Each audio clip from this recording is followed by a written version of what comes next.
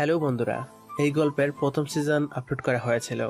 তো আজকে পরেরটুকু সহ সম্পূর্ণ গল্পটা আপলোড করা হয়েছে। যারা প্রথম সিজন শুনেছেন তারা একটু টেনে শুনে নেবেন, টাইম মেনশন করা আছে। আর যারা নতুন তারা সম্পূর্ণ গল্পটা মনোযোগ দিয়ে শুনবেন। স্বাধীন, তোমাকে এখানে ডেকেছি নিশ্চয়ই কোনো কারণ আছে।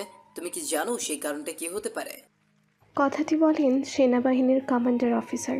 তারা স্বাধীনকে একটি মিশনে পাঠিয়েছিল। স্বাধীন মিশনটা অনেক সুন্দরভাবে কমপ্লিট করে এসেছে, তাই সেনা কমান্ডার তাকে বাহবা দিচ্ছেন। তার জন্য তারা একটি বড় করে স্বাধীনের জন্য সম্মান জানার ব্যবস্থা করেছেন। স্বাধীন তো এসে একেবারে হতবাক হয়ে গেছে।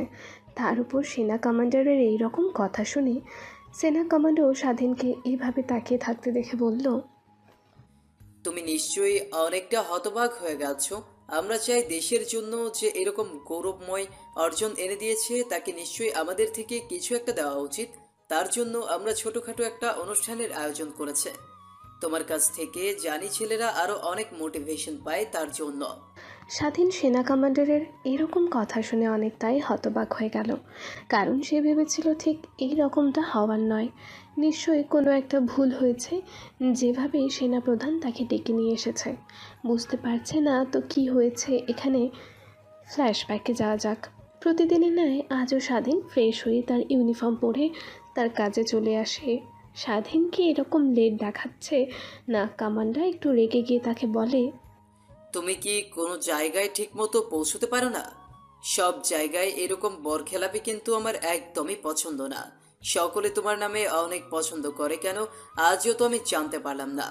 3 মাস হয়ে গেল আমি এখানে পোস্টিং নিয়ে এসেছে, সকলে শুধু তোমার সুনাম গায়। আজকে তোমার এই সুনামের মূল পরিচয় দিতে হবে। তোমাকে আমি পাঠাবো একটা অপারেশনে, কিন্তু অপারেশনটা সফল হয়ে আসতে হবে, না হলে তোমাকে কিন্তু চাকরি থেকে বের করে দেওয়া হবে। সেনা কমান্ডার এই রকম তীক্ষ্ণ কথা দেখে স্বাধীন একটু রেগে গিয়ে বলে উঠল, আই এম সরি স্যার, দেরি করে আসার জন্য। এরপর থেকে এরকম আর হবে না, আপনি নিশ্চিন্তে থাকতে পারেন। স্বাধীনের মুখ থেকে এইরকম এক্সকিউজ শুনে সেনাপ্রধান একটু রেগে গেল আর স্বাধীনকে কড়া গলায় বলে উঠল, আমি কিন্তু আগেই বলেছে কোনো প্রকার এক্সকিউজ শুনতে চায় না। তোমাকে অপারেশনে পাঠানো হচ্ছে, সেখানে গিয়ে এরকম টাইমের বরখেলাপি করবে না। আর তোমাকে এই মিশনের সম্পর্কে সবকিছু বুঝিয়ে দিবে শরীফুল। স্বাধীনকে আরও অনেক ভালো মন্দ কথা বলে সেনা কমান্ডো সেখান থেকে চলে গেলেন। সেনা কমান্ডো চলে গেলে শরীফুল স্বাধীনের কাছে গিয়ে একটা ঘুষি দিয়ে বলে উঠল, তোকে না কতবার বলেছি এই সেনা কমান্ডোটা ভালো না, সময়ের পর খেলাবো, কিন্তু একদমই পছন্দ করে না। তুই একটু তাড়াতাড়ি আসবি না? আর এই নে ফাইল, এখানে অপারেশনের সকল কাজকর্ম লেখা আছে। আপনারা এখনও বুঝতে পারছেন না তো শরীফুল স্বাধীনের সাথে এইরকমভাবে কথা বলছে কেন? কারণ তারা দুইজন ফ্রেন্ড, একই কলেজে একই স্কুলে পড়েছে সেই শুরু থেকে। তার কারণেই তাদের মধ্যে ভালো একটা বন্ধুত্ব। শরীফুলের বাবা এখানে একজন বড় আর্মি কমান্ডার ছিলেন। সেই সুবাদে শরীফুল চাকরি পেয়েছে, আর সে একা করবে না বলে স্বাধীনকেও সাথে নিয়েছে চাকরিতে। এই ফেরতাদের মধ্যেকার বন্ধুত্ব। এরপর স্বাধীন বলতে লাগলো, আরে শালা, তোর বাবাকে আমি কতদিন বললাম আঙ্কেল চাকরিটা ছাড়বেন না। দেখ, তোর বাবার বদলে কত বড় একটা হারামি কর্নেল এসেছে। আমি উনার মেয়ের সাথে প্রেম করে উনার কাছে দৌড়া খেয়েছি নাকি? শুধু আমার সাথে এরকম কেন করে বলতে পারবি? স্বাধীনের এরকম কথা শুনে হতভম্ব হয়ে গেল শরীফুল আর বলতে লাগলো, কিরে শালা, আমার কি কোনো বোন আছে যে তুই বিয়ে করবি? তোর তাও ছোট একটা বোন আছে, আমি তোকে শালা বলতে পারি। আর বাবা কতদিন কাজ করবে বল? সেই ছোট থেকে দেখছি সে কাজ করছে, আর কতদিন তাই তাকে অবসর নিতে বলেছি। আর কে জানতো তার বদলে এরকম একটা হারামি কমান্ডার আসবে এখানে। এছাড়াও তাদের দুজন বন্ধুর মাঝে আরও অনেক কথাবার্তা হয়। এবার আসুন গল্পের নায়ককে পরিচয় করিয়ে দেয়া যাক। গল্পের নায়ক স্বাধীন শেখ। সে বাবা মায়ের প্রথম সন্তান। অবশ্য তার একটা ছোট বোন আছে, কেবলমাত্র ক্লাস 1-এ পড়ে। আর নায়িকাকে তো গল্পের সাথে থাকলেই চিনতে পারবেন। এইরকমভাবে কেটে গেল আরও 2টা দিন। স্বাধীন অপারেশনের পূর্ব প্রস্তুতি নিচ্ছিল। তখনই সেনাবাহিনীর কর্নেল এসে তাকে বলে, তোমাকে কিছু কথা বলতে চাই। সেই কথাগুলো ওই ফাইলটাতে ছিল না। তোমাকে অপারেশনের জন্য পাঠানো হবে একটা কলেজে। সেই কলেজের স্যার অনেক অপকর্মের সাথে জড়িত। আর কিছুদিন পর পর কলেজ থেকে মেয়ে হারিয়ে যায়, কই যায় কোনো খোঁজ পাওয়া যায় না তাদের। আমাদের ডিপার্টমেন্টের সন্দেহ এই কাজটার সাথে কলেজের প্রিন্সিপালের হাত আছে। তাই তোমাকে ওখানকার কলেজের সামনে পাগল রূপে ঘুরে বেড়াতে হবে। বুঝতে পেরেছো কি ব্যাপারটা? স্বাধীন তো অবাক হয়ে যায়। পাগল রূপে ঘুরতে হবে কলেজের সামনে দিয়ে, এরকম কথা লেখা থাকলে কখনো সে অপারেশনে যেতই না। ওর কি করার, যেহেতু ওপর থেকে নির্দেশ তার উপরে এসেছে, কাজটা তো করতেই হবে। সেইভাবে সে কেন একা করবে, সাথে বন্ধুকে নিয়ে যাক। সে মুচকি হেসে বলে, স্যার আমি তো যেতে রাজি। একা এক অপারেশন করব, আমার সাথে একজনকে পাঠালে ভালো হয়। আমি বলতে চাচ্ছিলাম আমার সাথে শরীফুলকে পাঠিয়ে দিন। স্বাধীনের এইরকম কথা শুনে শরীফুল অবাক হয়ে যায়। শরীফুল মনে মনে ভাবতে লাগলো, শালা নিজে যাবে যাক, আমাকে আবার নিয়ে যাবে কেন? নিশ্চয়ই এর ভিতরে কোনো একটা ঘাপলা আছে। শরীফুলের এই রকম চিন্তা ভাবনার মাঝে সেনা কমান্ডার তাকে বলে উঠল, শরীফুল, তাহলে তুমিও স্বাধীনের সাথে যাও। দুই বন্ধু একসাথে কাজ করলে কাজটা অনেক সহজ হবে। যাও তুমি ওর সাথে। সেনাপ্রধানের এই রকম কথা শুনে স্বাধীন ভাবতে লাগলো কি করে এখান থেকে ছাড়া পাওয়া যায়, কিন্তু তার কোনো কুল খুলতে পেল না। অবশেষে স্বাধীনের সাথে তাকে যেতেই হলো। হঠাৎ স্বাধীন শরীফুলের দিকে তাকায়, দেখতে পেল শরীফুল তার দিকে রাগী দৃষ্টিতে তাকিয়ে আছে। সেনা কমান্ডার আরও কিছু গুরুত্বপূর্ণ কথা বলে সেই রুম থেকে চলে গেল। সেনা কমান্ডার রুম থেকে চলে যেতেই শরীফুল স্বাধীনকে মারতে লাগলো আর বলতে লাগলো, শালা তুই যাবি যা, আমাকে কেন নিলি এর মাঝে? আমাকে না জড়ালে হতো না? যখন কল দিলি তখন তোর কাছে চলে যেতাম, কিন্তু পাগলের বেশে রাস্তার পাশে বসে থাকতে কিরকম দেখায় না বল? শরীফুল এই রকম কথা বলা দেখে স্বাধীন একটু হেসে ওঠে। তারপর শরীফুলের দিকে তাকিয়ে সে বলে উঠল, দেখ, মিশনে তো যাবই, পাগল হয়ে থাকতে হবে। তাহলে আমি কেন, তুইও থাক আমার সাথে।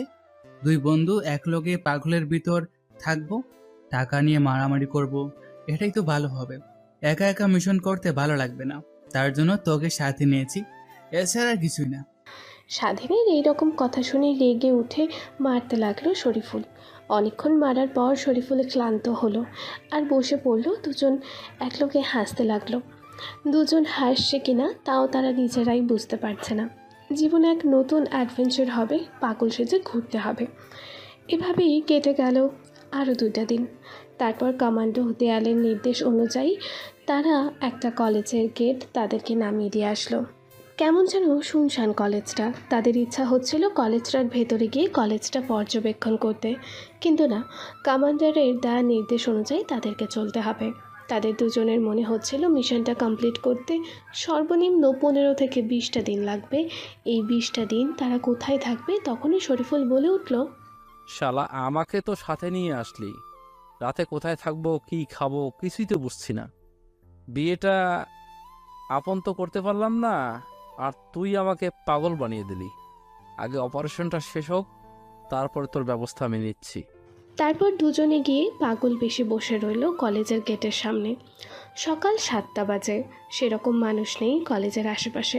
তাই স্বাধীন এগিয়ে গিয়ে শরীফুলকে বলে উঠল, আমার তো তাই মনে হচ্ছে, মিশনটা কমপ্লিট করতে কমপক্ষে 15 থেকে 20 দিন লাগবে।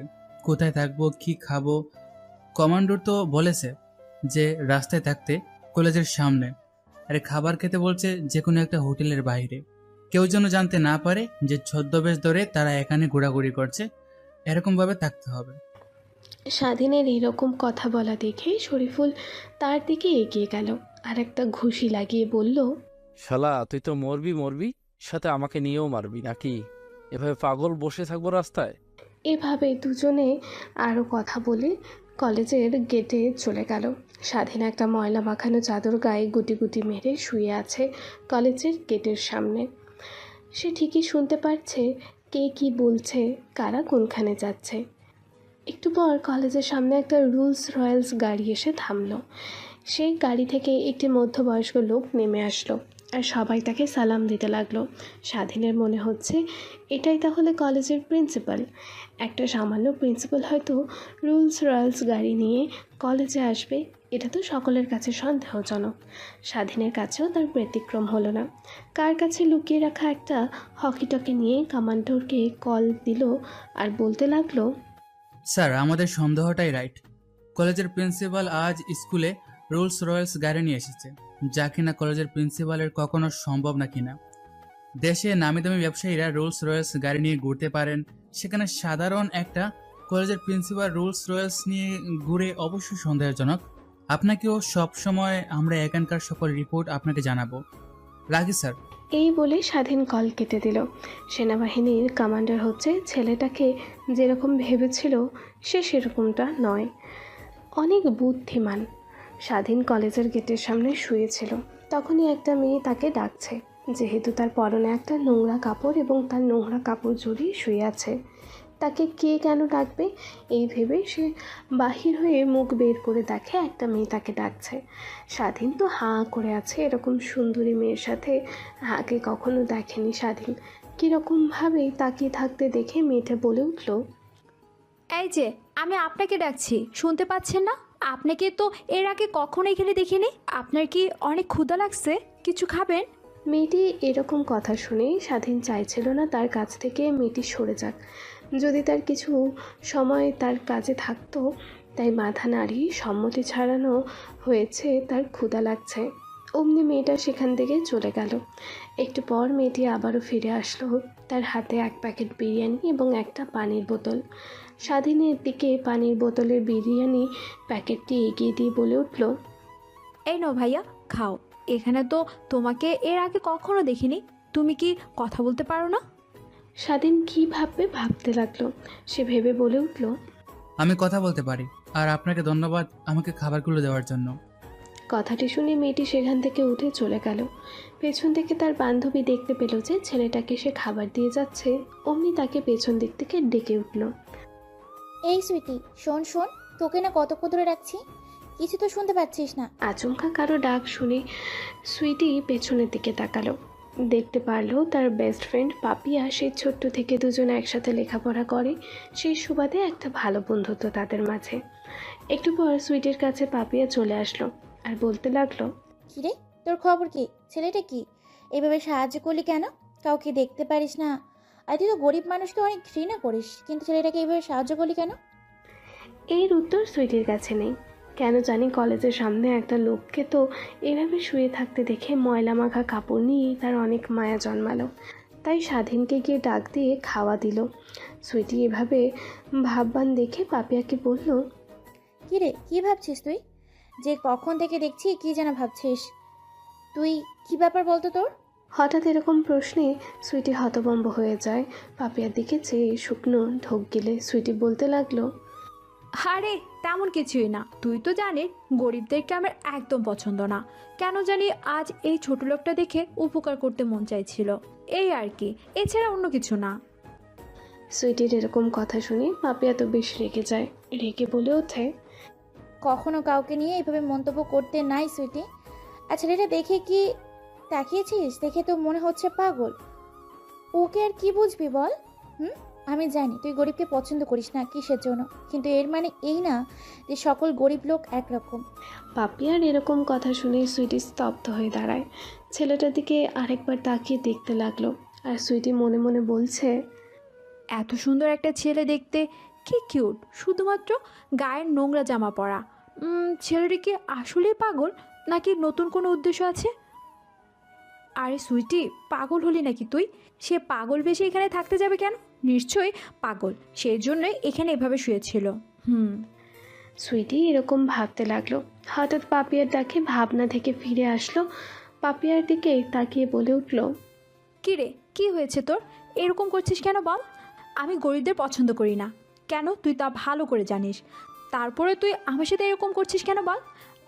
আজকে এরকমভাবে শুয়ে থাকতে দেখে ছেলেটাকে অনেক খারাপ লাগছিল, তাই কাছে গিয়ে ডাক দিলাম। সে বলে অনেক ক্ষুধা লাগছে, এক প্যাকেট বিরিয়ানি এনে দাও, এই জন্যই এনে দিলাম, তাছাড়া কিছুই না। আর হ্যাঁ, গরিবদের ঘৃণা করি, আমি ঘৃণা করেই যাব। সুইটির এইরকম কথা শুনে পাপিয়া অনেকটাই হতভম্ব হয়ে যায়। পাপিয়া সুইটির দিকে তাকিয়ে বলে উঠল, থাক বাবা, এ বিষয়ে আর নাই যাই, আজকে ফুল ক্লাস করে তবেই বাড়ি যাব। এরপর দুজনে ক্লাসরুমের দিকে অগ্রসর হলো। তারপরে তারা দুজনে ক্লাসরুমে গিয়ে বসে পড়ল। এদিকে স্বাধীন ভাবতে লাগলো, মেয়েটা কত সুন্দর, গরিবদেরকে আবারও শ্রদ্ধা করে। এরকম মেয়ে যদি বউ হতো। এই কথাগুলো ভাবছে আর নিজে নিজে হেসে হেসে উঠছে। তাই এইরকম হাসা দেখে কলেজের ছেলেমেয়েরা বুঝে গেল যে আসলেই ছেলেটা পাগল। কলেজের বাহিরে সেরকম একটা ছেলের আনাগোনা নাই। তখন আবার ময়লা কাঁথা দিয়ে শুয়ে পড়ল। শুয়েই ওপাশে থাকা শরীফুলকে কল দিল আর বলতে লাগলো, বন্ধু, খাওয়া দাওয়া কি করছিস তুই? অন্যদিকে শরীফুল বাহিরে তাকিয়ে সব কিছু পর্যবেক্ষণ করছিল।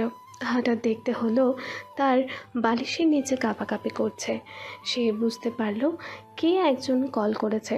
তড়িঘড়ি করে কাঁথা মুড়ি দিয়ে শুয়ে পড়ল। শুয়ে পড়ে স্বাধীনের এই রকম বোকামো কথা শুনে অনেকটাই রেগে গেল শরীফুল। শরীফুল রেগে স্বাধীনকে বলে উঠল, শালা কি করে খাবো বল? তুই আমাকে যে প্যারাটাই দিয়েছিস না, একবার শুধু মিশনটা শেষ হোক, তারপরে তোর ব্যবস্থা নিচ্ছি। আচ্ছা, তুই কি কিছু খেয়েছিস? ওপাশ থেকে স্বাধীন হাসতে লাগলো। স্বাধীনের এরকম হাসা দেখে অনেকটা রাগ উঠে গেল। সে আবারও বলতে লাগলো, কিরে শালা, পাগল হলি নাকি? পাগলের ছদ্মবেশ ধরে আসল পাগল হয়ে গেলি নাকি? আমি তোকে বলছি তুই খাওয়া দাওয়া করছিস নাকি, আর তুই হাসছিস শুধুমাত্র। কাহিনী কি তোর বলতো? শরীফুলের এইরকম কথা শুনে স্বাধীন আশাবাদ দিল। স্বাধীন শরীফুলকে উদ্দেশ্য করে বলে উঠল, শালা, তোর মধ্যে কি আমার ফকিরের কপাল রে? আমার তো রাজকপাল, রাজকপাল। স্বাধীনের এইরকম কথা শুনে অনেকটাই রেগে গেল শরীফুল। বলে উঠল, ভাই, তুই নিশ্চিত পাগল হয়ে গেছিস। এখান থেকে পাবনা খুব একটা দূরে না, চল তোকে রেখে তারপর আমি ফিরে আসবো আবার। শরীফুলের এইরকম কথা শুনে স্বাধীন ডোন্ট কেয়ার ভাব নিয়ে বলে ওঠে, আরে পুরো কথাটা তো শুনবি আগে। পুরো কথা না শুনে যেরকম ছাগলের 3 নম্বর বাচ্চার মতো লাফাচ্ছিস। আমি শুয়েছিলাম, একটি মেয়ে এসে আমাকে ডাক দেয়। আমি শোয়া থেকে উঠে খাতা থেকে মুখ বের করে দেখি একটা অনেক সুন্দরী পরী। আমি তো একদম ক্রাশ খেয়ে গেছি। স্বাধীনের এইরকম কথা শুনে শরীফুল হাসতে লাগলো আর বলে উঠল, শুধু দূর থেকে দেখে যা, কাছে যে আবার যদি প্রপোজ করে ফেলিস না, তাহলে তোকে কেউ আর পাগল ভাববে না। আর মেয়েটি সকলকে দিয়ে তোকে খোরা পিটুনি খাওয়াবে। কথাগুলো বলে শরীফুল হাসতে লাগলো। ওপাশ থেকে শরীফুলের এই রকম হাসা দেখে স্বাধীন ডেকে গেল। রেগে গিয়ে শরীফুলের উদ্দেশ্যে স্বাধীন বলে উঠল, আরে তুই আমার পুরো কথাটা তো শুনবি? তাহলে শুন কি হয়েছে। তারপরে স্বাধীন শরীফুলকে সকল কাহিনী বলতে লাগলো। তাদের দুজনের এই রকম কথা বলার মাঝে অনেকগুলো ছেলে বাইক নিয়ে কলেজের ভেতর ঢুকলো। স্বাধীন এই ইনফরমেশনগুলো শরীফুলকে দিয়ে দিল। ওই পাশ থেকে শরীফুল বলে উঠল, শোন, যা করতে হবে তাড়াতাড়ি করতে হবে। আমরা চাই না এই স্কুল থেকে আর কোনো মেয়ে হারিয়ে যাক। এখানকার একটা মেয়ে বলতে গেলে 2 দিন আগেই নাকি এখান থেকে আরেকটি মেয়ে হারিয়ে গেছে। আজকে রাতে দুজন মিলে কলেজের ভিতরে ঢুকবো। নিশ্চয়ই প্রিন্সিপাল কলেজের ভিতরে এমন কোনো ক্লু রেখে যাবে যাতে আমাদের কাজটা আরো সহজ হয়ে যায়। এভাবে আরও কথা বলতে থাকে দুজনে। কথা বলতে বলতে শুয়ে পড়ে। অনেকটা খিদে লেগে যায়, তাই সে একটা ফুটপাতে যখন এর কাছে চলে এবং ফুটপাতে দোকানের সামনে বসে পড়ে, তাকে এইভাবে বসে পড়া দেখে দোকানদার বলে ওঠে, এই তুই ফাঁকে গিয়ে বয়, এখানে বসে থাকলে আমার কাস্টমার আসবে না তোর জন্য। দোকানদারের এই রকম কথা বলা দেখে স্বাধীন রেগে যায়। রেগে গিয়ে তার পকেট থেকে 50 টাকার নোট বের করে দোকানদারের দিকে এগিয়ে দিয়ে বলে, এই নাও টাকা, আমাকে ভাত ডাল দাও, অনেক ক্ষুধা লাগছে, তাড়াতাড়ি দাও বলছি। খাওয়া দাওয়া শেষ করে আবারও শরীফুল কলেজের গেটের সামনে চলে আসে। তখনই দেখে একটা মেয়ে তার দিকে মায়া ভরা দৃষ্টিতে তাকিয়ে আছে। একটু পর মেয়েটি তার দিকে এসে বলে, আচ্ছা, তুমি কি খাওয়া দাওয়া করেছো? নিশ্চয়ই অনেক ক্ষুধা লাগছে তোমার। মেয়েটির এইরকম কথা বলা দেখে শরীফুল হতভম্ব হয়ে যায়। মাথা দিয়ে না সম্মতি জানালো। আসলে বুঝতে পারছে না তো মেয়েটি কে। মেয়েটি হচ্ছে পাপিয়া। একটু প্রয়োজনে কলেজের বাইরে আসে আর ছেলেটাকে এভাবে ময়লা মাখা জামা কাপড় পরা থাকতে দেখে এই কথাটি বলে ওঠে। পাপিয়া ঠিকই জানে ছেলেটা নিজে পাগল না হলে তো এরকম স্থানে এরকম ময়লা কাপড় পরে থাকার কথা না। তারপরও কেন জানি ছেলেটার জন্য তার মায়া কাজ করছে। ছেলেটির দিকে এক নজরে তাকিয়ে থাকে। একটু পর ক্লাসের উদ্দেশ্যে সেখান থেকে হাঁটতে লাগে আর মনে মনে বলতে লাগে, ছেলেটাকে তো দেখে কেউ মনে করবে না যে ছেলেটা পাগল। কত মায়া পড়া দৃষ্টি তার। মনে মনে শুধু এই কথাগুলো ভাবছে পাপিয়া। আবার একটা গম্ভীর নিঃশ্বাস ফেলে পাপিয়া বলে ওঠে, আল্লাহ, কখন কাকে কোন স্থানে ডাক দেয় কেউ বলতে পারে না। কত সুন্দর একটা ছেলে। কথাগুলো ভাবতে ভাবতে ক্লাসরুমে এসে দাঁড়িয়েছে পাপিয়া। এইরকম ভাবময় মুখ দেখে সুইটি বলে ওঠে, তোর আবার কি হলো? গেলি ভালো মুখে, আসলে এরকম গম্ভীর মুখ নিয়ে? নিশ্চয়ই এর মাঝে কোনো না কোনো কারণ আছে। হয়তো কোনো একটা ছেলে তোকে ডিস্টার্ব করেছে। একটিবার বল কোন ছেলে, তার অবস্থা দেখ আমি কি করছি। এরকম কথা দেখে পাপিয়া অবাক হয়ে যায়। সে ভাবছে কি আর সুইটি বলছে কি। এর মাঝে পাপিয়া সুইটিকে উদ্দেশ্য করে বলে ওঠে, আরে কুত্তি, এরকম কোনো কিছুই হয় নাই। তোর বান্ধবী আমি, কোনো কিছুতে সাহস আছে আমাকে ডিস্টার্ব করার? পাপিয়ার মুখে এইরকম কথা বলা দেখে সুইটি ভ্যাবাচাকা খেয়ে যায় আর পাপিয়ার উদ্দেশ্যে বলে ওঠে, তাহলে কি হয়েছে তোর? এরকম গম্ভীর মুখ নিয়ে আছিস কেন? আরে আমি একটা ছেলেকে দেখলাম বাইরে, বোধ হয় পাগল, পরনে কীরকম জানি ময়লা কাপড়। কিন্তু তুই ছেলেটাকে দেখেছিস ওই রকম, অনেকটাই কিউট সুন্দর, দেখি কেউ বুঝতেই পারবে না যে ছেলেটা পাগল। ও আচ্ছা, তাহলে এই ব্যাপার। তাই তো বলি, আমার বান্ধবীকে ডিস্টার্ব করবে এত বড় সাহস কার আছে? হুম হুম। একটু পর ক্লাসরুমে স্যার চলে আসে আর অন্যদিকে স্বাধীন শরীফুল ওভাবেই শুয়ে আছে। কী বলছে না বলছে সেগুলো শুধু শুনছে, শুধু অপেক্ষা করছে কখন রাত্রি হবে, কখন তারা কলেজের ভেতর ঢুকতে পারবে। কলেজের সকল ছেলেমেয়ে কলেজ থেকে চলে গেছে, কিন্তু প্রিন্সিপালের আসার কোনো নাম গন্ধ নাই। তাদের সন্দেহ আরও গাঢ় হলো। কলেজে সুইটি এসেছে প্রায় 2 ঘন্টা হলো, কিন্তু প্রিন্সিপালের আসার কোনো নামগন্ধ নাই। সকল স্যার ম্যাডাম চলে গেছে, তাহলে প্রিন্সিপাল কেন আসছে না এই ভেবে কেটে গেল রাত্রি 8টা। এখনও প্রিন্সিপালের আসার কোনো নামগন্ধ নাই। একটু পর দেখতে পেল প্রিন্সিপালের হাতে একটা ব্রিফ কেস নিয়ে কলেজের বাইরে হচ্ছে কাকে যেন একটা ফোন করলো। কিছুক্ষণ পর তার সামনে এসে সেই সকালে রোজ রোজ একটা গাড়ি থামলো। একটা ছেলে এসে গেট খুলে দিল আর প্রিন্সিপাল সোজা গাড়িতে ঢুকে গেল। প্রিন্সিপাল সেখান থেকে চলে যেতেই রাত্রি 1টার দিকে দুজনে দেয়াল টপকে কলেজের ভেতরে প্রবেশ করলো।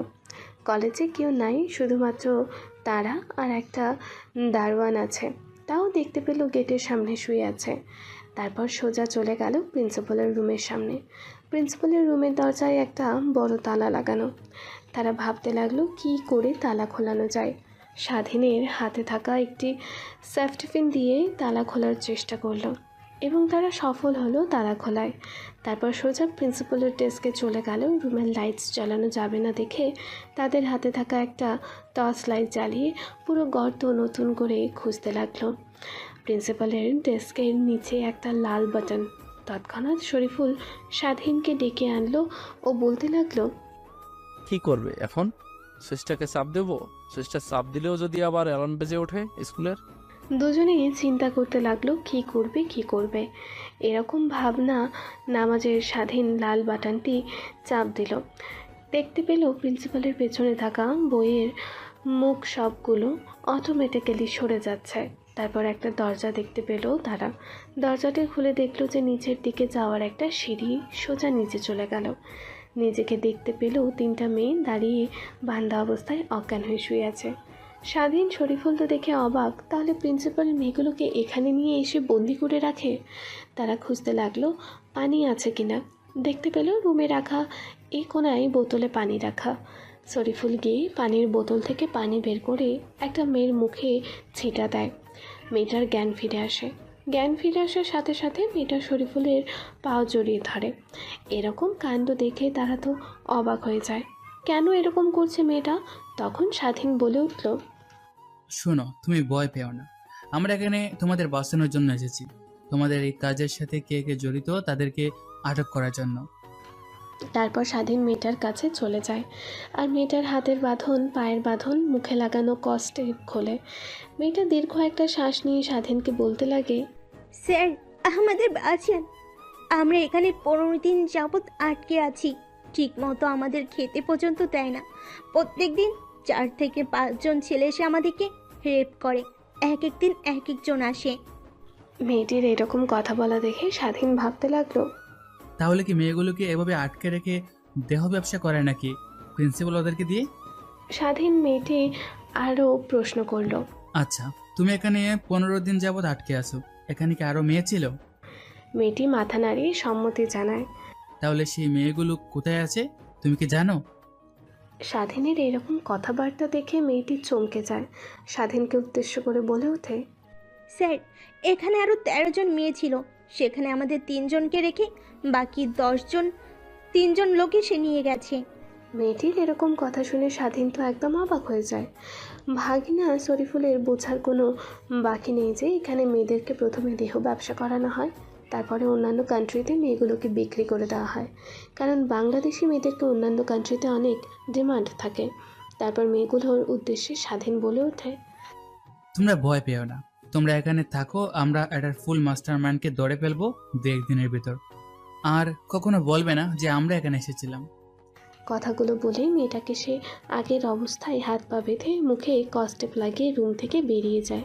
শরীফ রেগে গিয়ে স্বাধীনকে বলে ওঠে, আমি কিন্তু শালার প্রিন্সিপালকে একদমই ছাড়বো না। ওর যে আমি কি অবস্থা করব একমাত্র আল্লাহই জানে।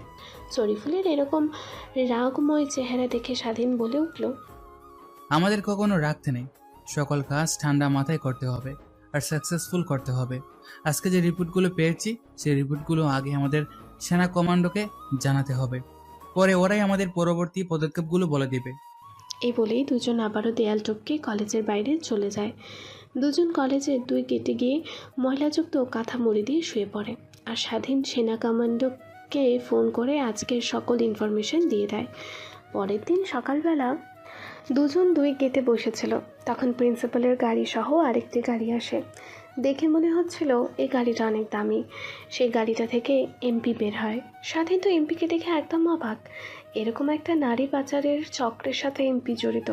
স্বাধীনের ভাবতে কষ্ট হচ্ছে এইরকম একটা সমাজসেবক এমপি কিনা এইরকম কাজের সাথে জড়িত। তখন আবারও কাঁথা মুড়ি দিয়ে শুয়ে পড়ে স্বাধীন। সেনা কমান্ডারকে কল করে সকল কিছু জানিয়ে দেয়। রাত্রি 8টা বেজে গেছে, তারপরেও প্রিন্সিপাল আর বের হয় না কলেজ থেকে। তখন স্বাধীন আর শরীফ দেয়াল টপকে কলেজের ভেতরে প্রবেশ করে। দেখতে পায় প্রিন্সিপালের রুমের বাতিটা এখনও চলছে।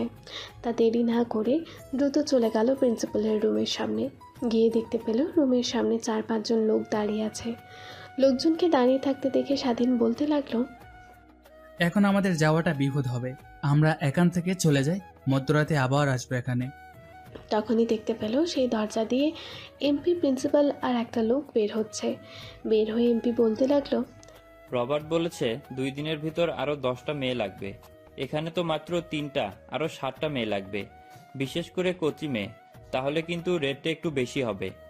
এমপির এইরকম কথা শুনে অনেকটাই অবাক হয়ে যায় স্বাধীন আর শরীফুল, কারণ এমপি অনেক ভালো, সকলে তা জানে, কিন্তু ভালোর মুখোশ লাগিয়েছে যে তার ভেতরে অনেকটাই খারাপ লোক তা কেউ জানে না। আরও কথা বলতে থাকে প্রিন্সিপালের সাথে এমপি সাহেব। স্বাধীনের কাছে ছোট্ট একটা ক্যামেরা লাগানো ছিল, তা দিয়ে সকল কিছু ভিডিও রেকর্ড করলো। তখনই বলতে লাগে, আমার মনে হয় কালকে কেউ আমার রুমটাতে এসেছিল। এখানে আমি অনেক জায়গায় ময়লা পড়ে থাকতে দেখেছি। আমার রুমে আমি সবসময় পরিষ্কার পরিচ্ছন্ন রাখি, কারণ কেউ যেন সন্দেহ না করে। আর আমার রুমে ময়লা 2 দিন ধরে দেখছি। আমাদের কলেজে 2 গেটে 2টা শুয়ে থাকে। আসলে কি পাগল নাকি ভঙ্গিমা ধরে কোনো ডিফেন্সের লোক, তা আমি এখন পর্যন্ত জানতে পারিনি।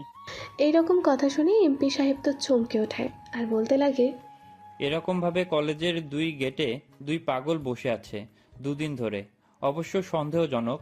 তোমরা তাদের সম্পর্কে খোঁজ নেবে না? কোথা থেকে এসেছে তারা? এখন যদি কোনোভাবে কোনো ডিপার্টমেন্টের লোক হয়ে যেত তখন কি হবে? এমপির এইরকম কথা শুনে প্রিন্সিপালের সাথে থাকা ছেলেটা বলে ওঠে, স্যার চিন্তা করবেন না, আমরা অনেকভাবেই দেখেছি 2টা ছেলে আসলেই পাগল। দেখেন না কীরকম নোংরা জামা কাপড় পরা, নোংরা খাবার খায়। একজন ভালো মানুষ তা কখনোই করবে না। ছেলেটার কথা শুনে অনেকটা দীর্ঘ নিঃশ্বাস ছাড়ল স্বাধীন। শরীফুল, কারণ তাদের সম্পর্কে যদি খোঁজ লাগাতো তাহলে হয়তো বা কোনো না কোনো ক্লু পেত তারা। তাদের এরকম ভাবনার মাঝে এমপি সাহেব বলে, প্রিন্সিপাল শোনো, আমাদের এরকম যদি অপকর্ম ধরা পড়ে কেউ কিন্তু আমাকে সন্দেহ করবে না। কারণ সবাই জানে আমি অনেক সমাজসেবক এবং ভালো লোক, কিন্তু আমার চেহারার পিছনে যে আরেকটি চেহারা আছে তা কিন্তু কেউ জানে না। যা করবে সাবধানে করবে। এমপির কথায় চমকে যায় প্রিন্সিপাল। তখনই প্রিন্সিপাল এমপিকে উদ্দেশ্য করে বলে ওঠে, তার মানে আপনি কি বলতে যাচ্ছেন? আমাদের অপকর্ম ধরা পড়লে শুধুমাত্র আমি একাই ফাঁসবো, আপনি আসবেন না? এমপি মাথা দিয়ে হাঁ সূচক বলল। এদিকে 7 দিন আর শরীফুল ওখানেই না থেকে তড়িঘড়ি করে দুজন 2 গেটের প্রান্তে যেয়ে শুয়ে পড়ল। প্রায় 1 ঘন্টা পর 2টা গাড়ি 2 গেট দিয়ে বের হলো। 2টা গাড়ি স্বাধীন শরীফুলের কাছে এসে থামায়। গাড়ি থেকে একটা ছেলে বের হয়ে এসে তাদেরকে লাথি দেয় এবং বলতে লাগে, এই তোরা এখানে শুয়ে আছিস কেন? যা অন্য জায়গায় যেয়ে শুয়ে থাক। কি রে, কি বলছি, কথা কানে যাচ্ছে না? এই বলেই ছেলেটা একটা লাথি লাগিয়ে দেয়। তারপর উঠে পাগলের মতন আচরণ করতে লাগে। তাতে এমপি প্রিন্সিপাল নিশ্চিত হয় এরা পাগল। তারপর সেখান থেকে এমপি প্রিন্সিপাল চলে যায়। এপিপিসি পাওয়া যাওয়ার 1 ঘন্টা পর স্বাধীন শরীফুল কলেজের দেয়াল টপকে গিয়ে আবারও কলেজে প্রবেশ করে। প্রিন্সিপালের রুমের সামনে এসে কালকের মতন সেফটি পিন দিয়ে আবারও দরজাটার তালাটা খুলে ফেলে।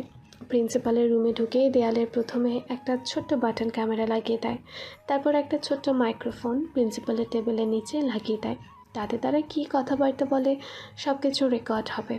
তারপর টেবিলের নিচে থাকা লাল বাটনটি চাপ দিতেই দরজা খুলে সেই গোপন রুমে প্রবেশ করে স্বাধীন আর শরীফুল।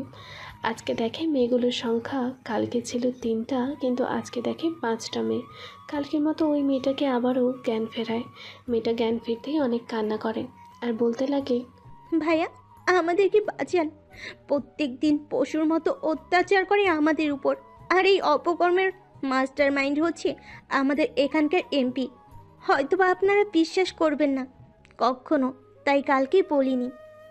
মেয়েটার এরকম কথা বলা দেখে স্বাধীন বলে ওঠে, হ্যাঁ, আমরা দেখেছি এবং শুনেছি এমপি সাহেব প্রিন্সিপালদের সাথে কি কথাবার্তা বলছিল। আর এই 3টা মেয়েগুলো খারাপ। স্বাধীনের এরকম কথা বলা দেখে মেয়েটা আরও জোরে জোরে কান্না করতে লাগে আর বলতে লাগে, ভাইয়া এই মেয়েগুলো আমাদেরই ক্লাসমেট। আজকে সন্ধ্যার দিকে এদেরকে আনা হয়েছে। তারপরে এমপি আর 2টা ছেলে এই মেয়েগুলোকে রেপ করেছে। এখানে যে মেয়েগুলোকে প্রথম আনা হয় সেই মেয়েগুলোকেই এমপি প্রিন্সিপালের একটা ছেলে এসে রেপ করে প্রথমে, পরে মেয়েগুলোকে পাচার করে দেয়। দেখলাম এমপি কথা বলছিল কালকের পরের দিন নাকি আমাদেরকে পাচার করে দেবে। প্লিজ আমাদেরকে বাঁচান। মেয়েটার এরকম কান্নামাখা মুখ দেখে স্বাধীন অনেকটাই বাকরুদ্ধ হয়ে পড়ে। মেয়েটিকে উদ্দেশ্য করে বলে, আমাদের কাছে অনেক প্রমাণ রয়েছে যার দ্বারা আমরা এখনই এমপিকে আর প্রিন্সিপালকে অ্যারেস্ট করতে পারি। কিন্তু না, আমরা এখানকার পুরো গ্যাংটাকে ধরবো, তার কারণে একটু লেট হচ্ছে। আর আমরা ভাবছি তোমাদের যখন পাচার করতে যাবে তখনই আমরা পুরো গ্যাংটাকে ধরে ফেলবো। আমরা যে এখানে এসে তোমার সাথে কথা বলি তা কখনোই ওই মেয়েগুলোকে বলবে না তুমি। মেয়েটা ঘাড় দিয়ে হ্যাঁ সম্মতি জানায়। তারপর তারা গোপন রুমটাতে একটা সিসি ক্যামেরা আর দরজার সামনে একটা ছোট্ট মাইক্রোফোন লাগিয়ে দিল, যাতে কখন কি হয় সব কিছু তারা জানতে পারে। আর ওদিক থেকে সেনা কমান্ডার তাদের সকল কথোপকথন শুনছিল, কারণ তাদের গলায় যে মাইক্রোফোন লাগা তা দ্বারা সেনা কমান্ডার সব শুনছিল। তারপর তারা রুম থেকে বেরিয়ে আসে। কালকের মতো দেয়াল টপকে আবারও শুয়ে পড়ে দুজন 2 গেটে। পরের দিন সকালবেলা আজকে স্বাধীন আর শরীফুল রাস্তার ফুটপাতে বসে আছে, কারণ আজকে তাদের এখানে থাকার শেষ দিন। অপারেশন আজকে সাকসেসফুল হয়ে যাবে, কারণ সিসি বসানোই কাল রাত্রে সকল কিছু তারা জেনে নিয়েছে। আজকে মেয়েগুলোকে পাচার করবে, তখন ধরবে পুরো চক্রটাকে। তখনই দেখতে হলো সেদিনকার ওই মেয়েটি তার দিকে এগিয়ে আসছে। একটু পর তার কাছে এসে বলতে লাগলো, তুমি এইভাবে তাকিয়ে আছো কেন আমার দিকে? তোমার কি ক্ষুধা লাগছে? কিছু খাবে? মেয়েটার এরকম কথা শুনে স্বাধীন ঘাড় দিয়ে হাসম্মতি জানালো। একটু পর মেয়েটি একটি দোকান থেকে বিরিয়ানি আর 1 বোতল পানি নিয়ে আসলো তার কাছে। পরে সেগুলো দিয়ে মেয়েটা চলে গেল তার ক্লাসরুমের উদ্দেশ্যে। মেয়েটার ভালো ব্যবহার দেখে স্বাধীন তো মেয়েটার উপর ফিদা হয়ে গেছে। সে ভাবছে মিশনটা শেষ হলেই তাকে সম্পূর্ণ কথা বলে প্রপোজ করবে। তখনই কলেজের ভেতর থেকে কীরকম জানি চিল্লানির শব্দ শোনা যায়। স্বাধীন কলেজের গেটের সামনে গেল। একটা ছেলেকে অনেক মারধর করছে। মনে মনে ভাবছে, তাহলে কি আমি যা বললাম সবকিছু কি ভুল? মেয়েটা আমার উপর করুণা করে আমাকে খাবার দিয়ে যায়। তখনই মেয়েটা চিল্লিয়ে বলছে, তোর এত সাহস, একটা সাধারণ গরিব ছেলে হয়ে আমাকে প্রপোজ করিস? আমি কে জানিস? আমার পরিচয় জানলে বড় বড় গুন্ডারাও পায়ের কাছে এসে মাপ চায়, আর তুই কিনা আমাকে প্রপোজ করছিস? জানিস এর ফল কি হতে পারে তোর? মেয়েটার এমন কথা শুনে স্বাধীন অবাক হয়ে যায়। ছেলেটা সুইটিকে উদ্দেশ্য করে বলে ওঠে, আর হবে না, ভুল হয়ে গেছে, আমাকে ক্ষমা করে দাও। এরপর মেয়েটি ছেলেটিকে বলল, পুকুরে তুই একটা ডুব দিয়ে আবার এখানে আসবি, না হলে কিন্তু তোর খবর আছে। সুইটি বলতে দেরি করেছে, ছেলেটি দৌড়ে গিয়ে কলেজের ক্যাম্পাসের পুকুরে ডুব দিয়ে আবারও সুইটির সামনে উঠে আসে। সুইটি তাকে উদ্দেশ্য করে বলে, আর কখনোই জানি এরকম আমার সাথে কেন কলেজের কোনো মেয়ের সাথে করিস না, যা। পুরো কলেজের ছেলেমেয়েরা তাদের দুজনের এই রকম দৃশ্য দেখছে, কারণ সকলে জানে যে সুইটি মেয়েটা অনেকটাই রাগী এবং বদমেজাজি এবং অহংকারী। তারপরও কেন যে ছেলেটা তাকে প্রপোজ করলো একমাত্র ছেলেটাই জানে। এরকম দৃশ্য দেখে স্বাধীন আবারও যে তার ময়লা কাঁথা দিয়ে শুয়ে পড়ে। তারপর সেনা কমান্ডোকে ফোন করে আর স্বাধীন বলতে লাগে, স্যার, আমাদের সকল ইনফরমেশন কালেক্ট করা শেষ, এখন শুধুমাত্র তাদেরকে ধরার পালা। আজকে রাতে মেয়েগুলোকে পাচার করবে আমেরিকার রবার্ট নামের চক্রের কাছে। তাহলে আপনারা রাত্রি 12টার দিকে আমাদের এইখানে অনেকগুলো সোলজার পাঠিয়ে দেন। আরও অনেক গুরুত্বপূর্ণ কথা বলে কলটি কেটে দিল স্বাধীন। ওদিকে সেনা কমান্ডার ভাবছে, ছেলেটাকে দিয়ে যা আশা করছিলাম তার থেকে বেটার ফলাফল পেয়েছে। দেখতে দেখতে বিকাল পেরিয়ে রাত চলে আসলো। রাত্রি 12টার দিকে একটা কন্টেনারের গাড়ি এসে কলেজের সামনে দাঁড় হলো। স্বাধীন গেটের সামনে ছিল। অন্যদিকে শরীফুলের গেটের সামনে প্রিন্সিপাল আর এমপি গাড়ি এসে থামলো। তাড়াতাড়ি করে কলেজে প্রবেশ করলো কন্টেনার গাড়ি সহকারে। একটু পর মেয়েগুলোকে গাড়িতে তুলে যখন গাড়ি স্টার্ট দিতে যাবে তখনই তাদের ওপর চারিদিক থেকে গুলি শুরু হয়। একটু পর নিস্তব্ধ হয়ে যায়। সেনা কমান্ডো সহ আরও সকলেই তাদের দিকে এগিয়ে যায়। দেখতে পায় অনেকের গায়ে হাতে পায়ে গুলির আঘাত। তখনই পাশে দেখে এমপি শুয়ে আছে, তার হাতে গুলি লেগেছে। সেখান থেকে সকলকে হাসপাতালে পাঠিয়ে দেওয়া হয়। তারপরে স্বাধীন শরীফুল সেনা কমান্ডারকে সকল প্রমাণ হাতে তুলে দেয়। তারপর স্বাধীন শরীফুলের সেনা কমান্ডারকে বলে, স্যার, আমরা এখান থেকে বিদায় নিচ্ছি, আমাদের 15 দিনের ছুটি লাগবে। তখনই সেনা কমান্ডার বলে উঠল, তোমরা নিজেরাও জানো না যে তোমরা দেশের জন্য কতটা উপকার করেছ। জানি না এই চক্রটা কত মায়ের কোল খালি করেছে। হয়তো তোমরা না থাকলে আজকেও পাচার করে দিত এই মেয়েগুলোকে এমপি চক্র। এরপর এদের কাছ থেকে সোজা বাড়িতে পৌঁছে যায়। পরের দিন সকাল, ফ্রেশ হয়ে টিভি খুলে বসেছিল সুইটির মা। তখনই সুইটি স্কুলের নাম আসতেই সুইটির মা সুইটিকে জোরে জোরে ডাকতে লাগে, সুইটি, সুইটি, তোদের স্কুলের নাম খবরের কাগজে এসেছে। কারা নাকি তোদের স্কুলের মেয়ে পাচার করতো, তাদেরকে আজ স্কুল থেকে ধরেছে। তখনই টিভির কাছে এগিয়ে আসে সুইটি দেখতে পায় ঠিক তাদের স্কুলের নামই বলা হচ্ছে স্কুলে। সেই কমান্ডার দুইটা ছবি দেখানো হচ্ছে আর খবরে বলা হচ্ছে, সেনা কমান্ডার পরিচালনায় স্বাধীন এবং শরীফুল নামে দুটি সেনা স্থানীয় এমপি সহ স্কুলের প্রিন্সিপালের সাথে জড়িত থাকা নারী চক্র সহ অনেককে ধরেছে সেনাবাহিনীরা। স্বাধীনের অপারেশনে স্কুল থেকে মাদক সরবরাহকারী গ্যাংসহ স্যারকে আটক করেছে সেনাবাহিনী। টিভিতে এরকম কথা উঠছিল আর স্বাধীন আর শরীফুলের ছবি স্ক্রিনে ছিল। তখনই তাদের আর বোঝার বাকি রইল না যে সেই দুটো ছেলেই ছদ্মবেশে ধরে স্কুলে বসেছিল। ছেলেটার প্রতি কীরকম জানি মায়া কাজ করছে সুইটির। অন্যদিকে তখনই সুইটির ফোনে একটা কল আসে। কলটা রিসিভ করে বলতে লাগলো, সুইটি, দেখেছিস পাপিয়া, আমাদের স্কুলে কয়েকদিন পর পর যে মেয়েগুলো হারিয়ে যেত সেই মেয়েগুলোকে স্কুলের প্রিন্সিপাল আর এমপি সহ পাচার করে বিদেশে। তাই শুনলাম। আরে দেখছিস সেই দুইটা ছেলে যারা কিনা আমাদের কলেজে তুই গেটে পাগল বেশি শুয়েছিল, ওই যে আমার দিকে দ্বিতীয় লম্বা গেটে যে একটা ছেলে শুয়ে থাকতো না, তাকে আমি অনেক ভালোবেসে ফেলেছি সেই প্রথম দেখাতেই, পাগলের বেশি। শুনে সুইটি চিৎকার দিয়ে বলে ওঠে, কি বললি? শেষে কিনা তুই পাগলের প্রেমে পড়েছিলি? ওপাশ থেকে সুইটি হাসতে লাগলো।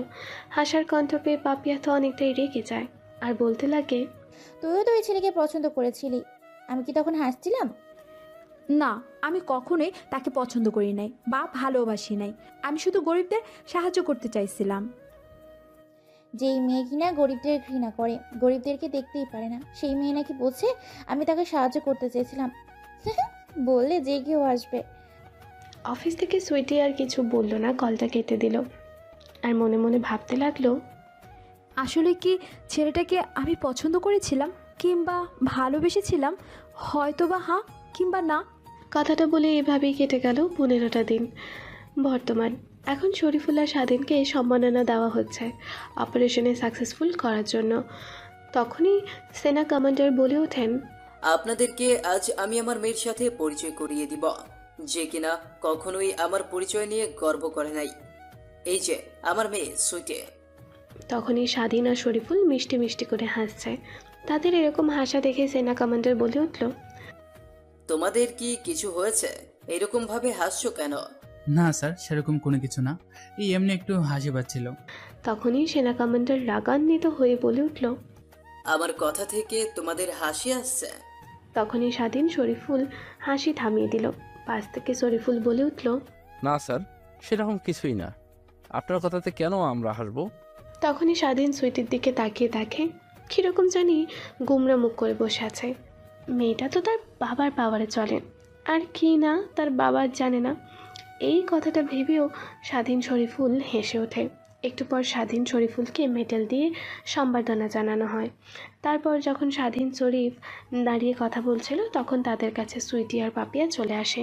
আর সুইটি বলে ওঠে, এরকম একটা কিউট ছেলে কখনো পাগল হতে পারে? আর অন্যদিকে পাপিয়া শরীফুলের হাত ধরে একটা নিরিবিলি স্থানে নিয়ে যায়। আর পাপিয়া শরীফুলকে উদ্দেশ্য করে বলতে লাগে, আমি তোমাকে সেই প্রথম দেখাতেই পছন্দ করেছিলাম, কিন্তু তোমার সাথে আর সে কথা বলা হয়ে ওঠেনি। ভেবেছিলাম তুমি আসলেই পাগল, কিন্তু আমি কখনো টের পাইনি তুমি ছদ্মবেশ ধরে আছো। এরপর শরীফুল হাতে ধরে পাপিয়াকে প্রপোজ করে। পাপিয়া তো অবাক হয়ে যায়, কারণ সে কখনোই ভাবেনি এত বড় একটা সেনা, সে কিনা বাংলাদেশের একটা গর্ব, সেই কিনা তাকে প্রপোজ করবে। অবাক হয়ে পাপিয়া বলে ওঠে, আপনি কি আসলেই আমাকে পছন্দ করেন নাকি আমার সাথে ফান করছেন? আমি ফান করতে যাব কেন? আসলে আমি তোমাকে অনেক পছন্দ করি, সে প্রথম দেখাতে তোমাকে পছন্দ করে ফেলেছিলাম।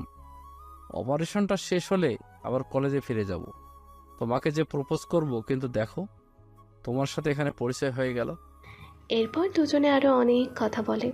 অন্যদিকে স্বাধীন সুইটিকে একদমই দেখতে পারছে না, কারণ তার মতো মেয়ে তার জীবনে কেন তার আশেপাশে যেন কখনো দেখতে না পায় সে। স্বাধীন সুইটির কথা বলার মাঝে সেনা কমান্ডার বা সুইটির বাবা বলে ওঠে, সুইটি চলো, আজকে অনেক আড্ডা হয়েছে, পরে এক সময় দিও, বাসায় যেতে হবে, অনেক রাত হয়ে গেছে। আর স্বাধীন, ভালো থেকো বাবা, পরে এক সময় কথা হবে তোমার সাথে। স্বাধীনের কাছ থেকে সুইটি আর সুইটির বাবা চলে যায়। সুইটি পাপিয়াকে খুঁজতে লাগে, কিন্তু কোথাও খুঁজে পায় না। পরে সুইটি দেখতে পায় পাপিয়া আর শরীফুল একটা নিরিবিলি স্থানে বসে যেদিন কথা বলেছে, তখন সুইটি তাদের কাছে এগিয়ে গিয়ে বলে উঠল, কী রে পাপিয়া, তুই এখানে? আমি তোকে কতক্ষণ ধরে খুঁজছি। কেন, তুই আবার আমাকে কিসের জন্য খুঁজছিস? চল বাসায় যেতে হবে, অনেক রাত হয়ে গেল, বাবা ডাকছে। তুই যা, আমি আসছি, একটু কথা বলে আসি। এইবার সুইটি চলে গেল ওখান থেকে। একটু পর পাপিয়া আসলো, তারপর তারা বাড়ির উদ্দেশ্যে রওনা হলো। অন্যদিকে শরীফুল গিয়ে সেখানে সকল ঘটনা খুলে বলল। তখনই স্বাধীন শরীফুলকে উদ্দেশ্য করে বলে ওঠে, শুন, পাপিয়া মেয়েটা অনেক ভালো, আমি ওর খোঁজ খবর নিয়েছি, কখনো ওকে অবহেলা করিস না। আর তোর কি হবে? তুই না মনে মনে সুইটিকে পছন্দ করতি? শোন, পছন্দ করতাম কিন্তু ভালোবাসিনি। ওর বিষয়ে আমি খোঁজ খবর নিয়েছি, অনেক অহংকারী দেমাগী একটা মেয়ে, শুধুমাত্র বাপের অহংকার নিয়ে ঘুরে। তার মানে তুই বলতে চাচ্ছিস তুই সুইটিকে ভালোবাসিস না? তুই একদম ঠিক ভেবেছিস। এরকম অহংকারী মেয়েকে আমি কখনই ভালোবাসবো না। আমি যাকে ভালোবাসবো সে হতে হবে একদম সরল মনের মেয়ে। দুজনের মাঝে আরও অনেক কথাবার্তা হতে লাগলো। এরপর স্বাধীনের রং নাম্বারে একটা কল আসে। কলটা রিসিভ করতে ওপাশ থেকে মেয়েটি বলে ওঠে, হ্যালো বাবু, কেমন আছো? স্বাধীন তো অবাক হয়ে যায়, এরকমভাবে কে তাকে কল দিয়ে বলছে কথাগুলো। তখনই স্বাধীন রাগী কণ্ঠে বলে ওঠে, কে আপনি? আমাকে বাবু বলছেন? রং নাম্বারে ফোন করে আবোল তাবোল বকছেন কেন? রং নাম্বার হতে যাবে কেন? আমি সঠিক নাম্বারে কল করেছি এবং সঠিক লোককে। কে তুমি? তোমাকে তো আমি চিনলাম না। মাথায় একটু চাপ দাও, দেখবে বুঝতে পারবে কে আমি। ও তাহলে সুইটি, তোমাকে আমি না বলেছি তুমি আমাকে কল দিয়ে ডিস্টার্ব করবে না? এমনকি তোমার সাথে আমি কথা বলতে চাই না, আর কখনো কল দিবে না এই নাম্বারে। এই বলে কল কেটে দিল স্বাধীন। এরকম কথা বলা দেখে সুইটি কান্না করে দেয়। তখনই তার ঘরে তার বাবা উপস্থিত হয়। সুইটির বাবা বলে ওঠে, কিরে মা, তোকে সেই অনুষ্ঠান থেকে নিয়ে আসার পর থেকে তোর কিরকম জানি মন মরা। তোকে কি কেউ কিছু বলেছে অনুষ্ঠানে? আমাকে বল তুই। না বাবা, কার সাহস আছে তোমার মেয়েকে কথা শোনানোর? এমনিতেই ভালো লাগছে না। ও আচ্ছা, তাহলে চল খাবার খাবো। না বাবা, তুমি যাও, আমি খাবার খেয়ে এসেছি বাইরে থেকে। আমি তোকে কতবার রিকোয়েস্ট করেছি যে তুই বাইরের খাবার খাবি না, তারপরেও বাইরে থেকে খেয়ে আসছিস কেন? এরপর কখনো বাইরের খাবার খাবি না। এই বলে আরও কথা শুনিয়ে চলে যায় সুইটির রুম থেকে। কান্না শুরু করে দেয়, কারণ সে স্বাধীনকে অনেকটাই ভালোবেসে ফেলেছে। মেয়ে এরকম কাণ্ড দেখে সুইটির বাবার বোঝার বাকি রইল না যে কেন তার মেয়ে এরকম করছে। নিচে গিয়ে খাবারের প্লেটে কিছু খাবার নিয়ে আসে। সুইটির দরজা খটখট করতে লাগে আর বলতে লাগে, মা, দরজাটা খোল। আমি জানি তুই কেন এরকম করছিস। প্লিজ মা, নিজেকে কষ্ট দিস না, আমি দেখছি ব্যাপারটা নিয়ে। তখনই সুইটি তড়িঘড়ি করে দরজা খুলে দেয় আর বাবাকে জড়িয়ে ধরে কান্না করে দেয়। বাবাকে জড়িয়ে জড়িয়ে সুইটি বলে ওঠে, বাবা, আমি সত্যি স্বাধীনকে ভালোবেসে ফেলেছি। কখন থেকে জানো, সেই যে আমাদের কলেজে পাগল বেশি রয়েছিল, সেই প্রথম দেখায় আমি ভালোবেসে ফেলেছি ওকে। তাই তো প্রত্যেক দিন ওকে আমি খাবার দিয়ে যেতাম। বাবার সাথে আরও কিছু কথা বলে। খাবারগুলো খেয়ে শুয়ে পড়ল সুইটি। অন্যদিকে সুইটির বাবা মেয়ের রুম থেকে বেরিয়ে স্বাধীনের বাবাকে কল দিল। কল দিয়ে বলতে লাগে, কেমন আছেন হাসান সাহেব? ওপাশ থেকে স্বাধীনের বাবা বুঝতে পারলো না কে কল দিয়েছে। নাম্বারটা ভালো করে খেয়াল করে দেখে সেনা কমান্ডার অর্থাৎ সুইটির বাবা কল করেছে। তখন স্বাধীনের বাবা বলে ওঠে, ভাই ভালো আছি, আপনারা কেমন আছেন? ভাই সাহেব, আলহামদুলিল্লাহ ভালো আছি। একটা প্রয়োজন পড়ে আপনাকে কল করেছিলাম। হ্যাঁ ভাই বলেন, আমাকে দিয়ে আবার আপনি কিসের প্রয়োজন? ভাই, আছে ওরকম ভাবে কথা বলছেন কেন? আমার মেয়েটা আছে না সুইটে, সে আপনার ছেলেকে অনেক পছন্দ করে, কিন্তু স্বাধীন আমার মেয়ের সাথে কথা বলতেই পছন্দ করে না। তাই ভাবছিলাম এদের বিয়ে নিয়ে একটু কথা বলি। দেখেন ভাই, আমার ছেলে আমি জন্ম দিয়েছি, কিন্তু তার লাইফের বেস্ট ডিসিশনগুলো আমি কখনো নিতে পারবো না, কারণ তার একটা ইচ্ছা অনিচ্ছা আছে, তার উপরে আমি কখনোই কথা বলতে পারি না। স্বাধীনের বাবার এইরকম কথা বলা দেখে সুইটির বাবা একটু হতভম্ব হয়ে বলে ওঠে, ভাই, আপনার ছেলের জন্য আমার মেয়ে 2-3 দিন যাবৎ কিছুই খায়নি। তাহলে এখন কি করব ভাই বলেন? আমি স্বাধীনকে দেখেছি আপনাদের ওখানে অ্যানাউন্সমেন্টের পর থেকে কীরকম জানি মনমরা হয়ে বসে থাকে। হয়তোবা সুইটি মামনিকে খুব পছন্দ করে স্বাধীন। তাদের মাঝে কোনো না কোনো একটা কাহিনী আছে, তো এই কাহিনীটি আগে শুনুন। তারপর সুইটির বাবা সুইটির রুমে যায়। তারপর বলতে লাগে, আচ্ছা মা, তুই কি স্বাধীনকে কোনোভাবে অবহেলা করেছিস, কিংবা সে এমন কিছু দেখেছে যাতে তোর উপর ঘৃণা জন্মায়? তখন সুইটি অবাক হয়ে তাকিয়ে থাকে বাবার মুখের দিকে। একটু পর বলে ওঠে, না বাবা, তাকে আমি কখনো অবহেলা করিনি। কিন্তু কি, বুঝিয়ে বল। বাবা, আমাকে না একদিন একটা ছেলে প্রপোজ করেছিল। আমি ওকে অনেক মেরেছিলাম। বোধহয় স্বাধীন ছেলেটাকে মারার ঘটনা দেখে ফেলেছে, তার কারণে আমার উপর এতটা ঘৃণা জন্মেছে। ও, তাহলে এই তোদের মধ্যকার সমস্যা? তখন সুইটির বাবা সুইটির রুমের বাইরে এসে স্বাধীনের বাবাকে কল করে আর সুইটি কী করছে সকল কিছু বলে দেয়। তারপর স্বাধীনের বাবা কিছুটা চিন্তা করে বলে ওঠে, তাহলে ভাই একটা কাজ করুন, সুইটিকে একটা স্কুলে পাঠিয়ে দিন, তারপর স্বাধীনকে ওই স্কুলে পাঠিয়ে দিন।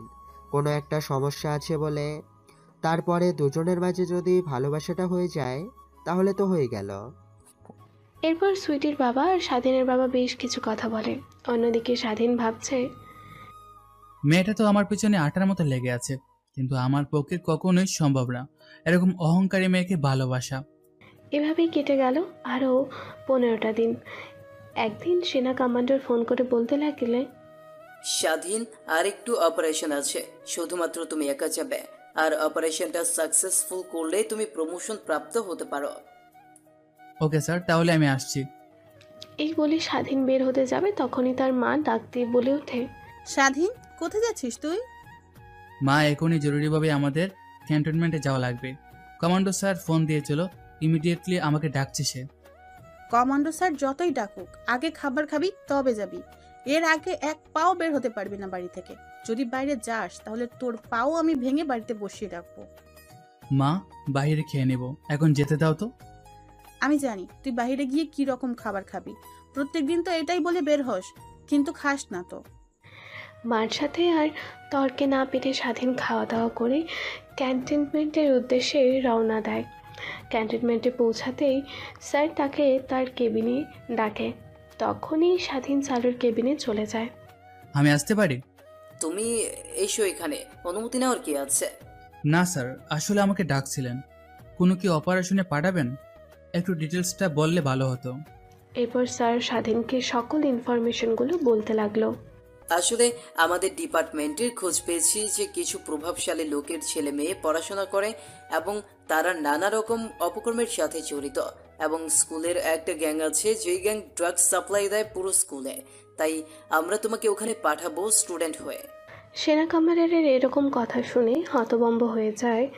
আজকালকার স্কুলের মাঝে শুধুমাত্র এগুলোই চলে, তাই তো দিন দিন মেধায় এরকম অপব্যবহার হচ্ছে। এরপর স্বাধীন স্যারের কাছ থেকে আরও ইনফরমেশন নিয়ে চলে আসে।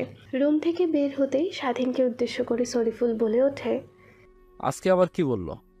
নাকি তোর সাথে আবার আমার যেতে হবে? কিন্তু আর যেতে পারবো না ভাই, পাগল টাগল সাজতে পারবো না আর। শরীফুলের এইরকম কথা শুনে পুরো ডিপার্টমেন্টের লোক এসে পড়ে। কিছুদিন হলো অপারেশন শেষ করে আসলাম, আবার আজকে আরেকটা অপারেশনে যেতে হবে। এভাবে চলবে কি আমার জীবন?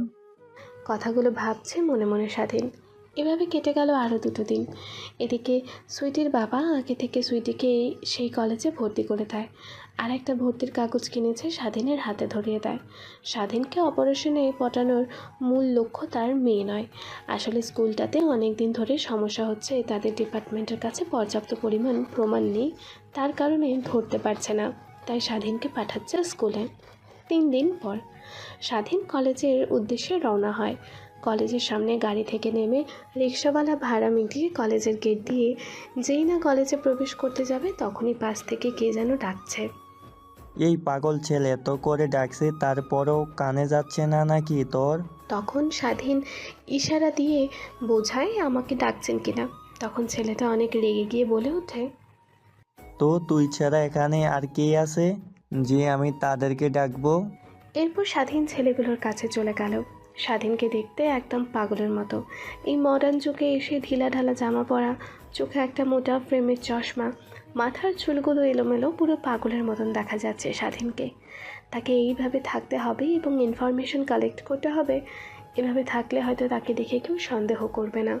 স্বাধীনের ভাবনার মাঝে ঠাস ঠাস করে গালে 2 থাপ্পড় দিয়ে বসে ছেলেটি, আর বলতে লাগে, কলেজে নতুন এসেই বড় ভাইদের সাথে দাদাগিরি শুরু করছিস, এর ফল কি হবে তুই জানিস? ছেলেগুলোর পিছন থেকে একটি ছেলে স্বাধীনকে ডাক দেয়। দেখে মনে হচ্ছিল এই ছেলেগুলোর বস। ছেলেটার কাছ দিয়ে এগিয়ে যেতেই ছেলেটি বলে ওঠে, কলেজে কি নতুন এসেছিস তুই? স্বাধীন মাথা নাড়িয়ে সম্মতি জানায়। তখনই ছেলেটি বলে ওঠে, শোন, আমরা হলাম এই এলাকার বড় ভাই, আমাদের উপরে কেউ কখনো কোনো কথা বলে না, আমাদেরকে দেখে সকলে সালাম দেয়। তুই যেহেতু প্রথম এসেছিস কলেজে, তাই তোকে মাফ করে দিলাম, এরপরে আমাদের সাথে দেখা হলে আমাদেরকে সালাম দিবি। স্বাধীন সম্মতি জানিয়ে সেখান থেকে চলে যায়। তখন সেখানকার বস ছেলেটি বলে ওঠে, শোন, এটাকে একটু দেখে রাখবি, আমার কিরকম যেন সন্দেহ হচ্ছে, এর নিশ্চয়ই ঘাপলা আছে, দেখে মনে হচ্ছে না কোনো আনস্মার্ট খ্যাত মার্কা। এরকম কথা শুনে সেখানে থাকা সকল ছেলেগুলো হেসে ওঠে আর বলতে লাগে, আরে সৌরভ ভাই, আপনি কি না ভয় পাচ্ছেন একটা পাগল ছেলেকে দেখে? দেখতে পারছেন না এর হাঁটা চলা কিরকম জানি আনস্মার্ট খ্যাত মার্কা? তো এখানে সন্দেহ করার কিছু নাই। সকলের এইরকম কথা শুনে তাই মনে করে, কারণ এরকম একটা ছেলে কখনো সন্দেহের কারণ হতে পারে না। ওনারা স্বাধীনের ক্লাসরুম খুঁজে পাচ্ছে না। তখন একটা মেয়েকে জিজ্ঞেস করে, সুইটি পেছনে ফিরে তাকাতে অবাক হয়ে বলে ওঠে, তুমি এখানে কি করছো? আর এরকম কেন ছদ্মবেশে আছো তুমি? স্বাধীনও অবাক, কারণ কখনোই সুইটিকে এখানে আশা করে নাই। তখনই সুইটির মুখে চেপে ধরে স্বাধীন একটু দূরে নীরব স্থানে নিয়ে সুইটির মুখ থেকে স্বাধীন হাত সরায় আর বলতে লাগে, শোনো, এখানে আমি পড়তে আসিনি, একটা কাজ এসেছি। তো তুমি আমার পরিচয় কাউকে দেবে না, আর আমার কাছাকাছি আসার কখনো চেষ্টাও করবে না। এই বলে সুইটির কাছ থেকে স্বাধীন চলে আসে। আর সুইটি ওখানে অবাক হয়ে দাঁড়িয়ে আছে আর মনে মনে ভাবছে, এই একটা সুযোগ পেয়েছি, আমার সম্বন্ধে তোমার সকল ভুল ধারণা আমি ভেঙে দিব। কথাগুলো মনে মনে ভাবছিল সুইটি। তবে তার কাছে একটি মেয়ে এসে বলতে লাগলো, কি রে তুই এখানে? তো আর তোকে আমি কোথায় তোকে খুঁজছি। সুইটি মেয়েটিকে উদ্দেশ্য করে বলে ওঠে, আরে বর্ষা, তুইও না, আমি তো সেই কখন থেকে এখানে দাঁড়িয়ে আছি। তুই কোথা দিয়ে খুঁজছিস বল তো একটু। আরে ওই হলো আর কি, কথার কথা বলছি। এরপর দুজন আরও কথা বলে ক্লাসরুমে চলে আসে। সুইটি ক্লাসরুমে এসে তো অবাক, দেখতে পায় বেচারা স্বাধীন বসে আছে। তাহলে স্বাধীনের সাথে পড়বে। তারপর সুইটি আর বর্ষা গিয়ে সিটে বসে পড়ে। একটু পর ছেলেগুলো আসতে ক্লাসের সকলে দাঁড় হয়ে যায়। যেহেতু স্বাধীন সকলের পিছে বসেছিল, ভেবেছিল যে স্যার এসেছে, তাই সেও দাঁড়িয়ে যায়। সে সকলের ছেলেগুলো যে কিনা তাকে সকালে মেরেছিল। তারপর ছেলেগুলো বসতে যাবে, ক্লাসরুমের সকল ছেলেমেয়ে বসে পড়ে। এরকম দৃশ্য দেখে স্বাধীন সেদিন অনেকটাই রেগে যায়। স্বাধীনের দিকে ছুটে তাকাতে অবাক হয়ে যায়। স্বাধীনের চোখের বর্ণ যেন লাল বর্ণ ধারণ করেছে। একটু পর ক্লাসরুমে স্যার চলে আসে। স্যারের উদ্দেশ্যে সকলে দাঁড়ালেও সেই ছেলেগুলো দাঁড়ায় না। তারপর স্যার পড়াতে মন দেবে, তখনই স্বাধীনকে দেখে ফেলে আর স্বাধীনকে উদ্দেশ্য করে বলে ওঠে, এই ছেলে, তুমি কি নতুন নাকি কলেজে? স্বাধীন মাথা দিয়ে হাঁ সম্মতি জানায়। তারপর স্যার আবারও বলতে লাগে, তা তোমার পরনে এরকম জামা কাপড়? এখানে যারা পড়াশোনা করে তারা সকলেই বড়লোক। জানি না তুমি চান্স পেলে কি করে, নাকি টাকা দিয়ে? ও সরি, তোমাকে দেখে তো মনে হচ্ছে তোমরা গরিব। টাকা পাবে কোথা থেকে? নিশ্চয়ই মেধা দিয়ে। তারপর স্যার তাদের বইয়ের বাইরে থেকে একটা প্রশ্ন ধরে আর স্বাধীন প্রশ্ন তার যথারীতি সঠিক উত্তর দেয়। তারপর স্যার স্বাধীনকে বসতে বলে আর স্বাধীনকে উদ্দেশ্য করে বলে ওঠে, কালকে তুমি স্কুলে ভালো পোশাক পরে আসবে, না হলে স্কুলে যেন এসো না। তখনই ওই ছেলেগুলোর ভিতর থেকে একটি ছেলে বলে ওঠে, স্যার বললেনই তো গরিব, এখন কি করে ভালো কাপড় চোপড় পরে আসবে বলেন? ছেলেটার এরকম কথা শুনে ক্লাসরুমের সকল ছেলে মেয়ে হেসে উঠল। শুধু হাসছে না সুইটি আর বর্ষা, তাদেরও অনেক রাগ উঠছে ছেলেগুলোর ওপর। একটু পর স্যার ক্লাস শুরু করলো। ক্লাসের স্যার ক্লাসরুম থেকে বেরিয়ে গেল। এভাবে কেটে গেল দিনটা। তারপর স্বাধীন সোজা তার ম্যাচে চলে গেল। তারপর আজকের সকল ইনফরমেশন সিনা কমান্ডারকে বলে দিল। পরের দিন সকালবেলা স্বাধীনের ঘুম ভেঙে যায় আজানের শব্দে। তখনই স্বাধীন শোয়া থেকে উঠে বসে, ওয়াশরুমে গিয়ে উঁচু করে নামাজ পড়ে। শহরটাকে দেখার জন্য বাহির হয়। স্বাধীন দেখতে পেল যে যার গন্তব্যস্থলে যাচ্ছে। তারপর স্বাধীন ম্যাসে চলে যায়, ফ্রেশ হয়ে খাওয়া দাওয়া করে কলেজের উদ্দেশ্যে রওনা হয়। কলেজের গেটের কাছে যেতেই দেখতে পেল সেই ছেলেগুলো বসে আছে। ছেলেগুলোকে দেখে স্বাধীন সালাম দিল। সে ক্লাসরুমের উদ্দেশ্যে যাবে, তখনই পেছন থেকে একটি ছেলে ডাক দিয়ে বলল, এই শোন, তোকে না কাল ক্লাসরুমে স্যার বললো তুই এই পোশাক পরে কলেজে আসবি না? তো তুই সেই আবার একই পোশাক পরে কলেজে এসেছিস? নতুন পোশাক কেনার টাকা নেই নাকি তোর কাছে? কথাটা বলেই ছেলেগুলো স্বাধীনকে উদ্দেশ্য করে হাসতে লাগলো। তারপর সেখান থেকে স্বাধীন ক্লাসরুমে চলে আসে। ক্লাসরুমে এসে স্বাধীন পেছনের বেঞ্চে বসে পড়ে। একটু পর সুইটি আর ফারিয়া চলে আসে। সুইটি স্বাধীনের কাছে আসতে যাবে, তখন স্বাধীন চোখের ইশারা দিয়ে আসতে বারণ করলো। ক্লাস শেষ হতে যখন কলেজ থেকে বের হবে, তখন সুইটি আসে স্বাধীনের হাত ধরে আর বলতে লাগে, তুই এখানে কেন? আর এই অবস্থায় বা কেন? তখন স্বাধীন সুইটিকে তাদের মিশনের ব্যাপারে বলে আর কাউকে বলতে মানা করে। তারপর কলেজ থেকে সোজা বাসায় চলে যায়। তখনই তাদের ম্যাচের সকল ছেলে তাকে বলে ওঠে, ভাই আমাদের সবাই বাড়িতে যাব আর আমরা এখানে আসবো না, তাই আমরা এই রুমটা ছেড়ে দিয়েছি। আর তারা তাদের ব্যাগ গোছাচ্ছে। অন্যদিকে স্বাধীন ভাবছে, কি করে এই শহরে রুম পাবো? এমনিতে কেউ ব্যাচেলারদের রুম ভাড়া দেয় না। শুয়ে শুয়ে ভাবছিল। পরের দিন সকালে ছেলেগুলো তাদের কাপড় চোপড় গুছিয়ে বের হয়ে যায় তাদের বাড়ির উদ্দেশ্যে। তখনই বাড়িওয়ালা এসে স্বাধীনকে বলতে লাগে, বাবা আমি আর ব্যাচেলরদের কখনো ভাড়া দেব না। তুমি অন্য কোনো বাসা দেখো। বাড়িওয়ালার কথাটি বলে চলে গেল। আর কোনো কথা শুনল না স্বাধীনের। বাড়িওয়ালা যেতেই ছেলেগুলো স্বাধীনকে বাই বলে চলে গেল। ছেলেগুলো যেতেই স্বাধীন সেনা কমান্ডারকে ফোন করে বলতে লাগলো, স্যার আমি যে বাসাটাতে ছিলাম সে বাসায় যে আমাদের ব্যাচেলার ফ্রেন্ডরা ছিল তারা বাড়িতে চলে গেছে। তারা আর কি শহরে থাকবে না আর কি। আর বাড়িওয়ালা আঙ্কেল বলে গেল আর কোনো ব্যাচেলার ভাড়া দেবে না। তো এখন কি করব? তখন ওই পাশ থেকে সেনা কমান্ডারের একটু মুচকি হেসে বলে ওঠে, তাহলে তুমি একটা কাজ করো, আমার মেয়ে সুইটিকে তুমি তো অবশ্যই চেনো। হ্যাঁ স্যার, সুইটিকে চিনেছি। সুইটি তো ওই কলেজেই পড়ে আর একা ফ্ল্যাটে থাকে। আমাদের অপারেশন শেষ করতে তো বেশি দিন সময় লাগবে না, তো তুমি ততদিন সুইটির সাথে থাকতে পারো। না স্যার, আমি দেখছি কোনো ব্যবস্থা করতে পারি কিনা। এই বলে কল কেটে দেয় স্বাধীন। আর ভাবতে লাগলো কি করে এখন এই শহরের ব্যাচেলার একটা রুম পাওয়া যায়। সকালের খাওয়া দাওয়া শেষ করে স্বাধীন বেরিয়ে পড়লো একটা ফ্ল্যাট খোঁজার উদ্দেশ্যে, কিন্তু কোনোভাবেই একটা রুম খুঁজে পেল না। যখনই শোনে একটা ব্যাচেলার রুম ভাড়া চায় তখনই সকলের মুখের ওপর না করে দেয়। এভাবে ফ্ল্যাট খুঁজতে খুঁজতে স্বাধীনের বিকাল হয়ে যায়। তখন কোনো উপায় না পেয়ে সেনা কমান্ডার অর্থাৎ সুইটির বাবাকে কল করে। কল রিসিভ করতে সেনা কমান্ডার বলে ওঠে, আমি জানি কেন ফোন করেছো তুমি। এখন আর কেউ ব্যাচেলার ফ্ল্যাট দিতে চায় না। আমি তোমাকে সুইটি ঠিকানা মেসেজ করে দিচ্ছি, সাথে ওর নাম্বারটাও।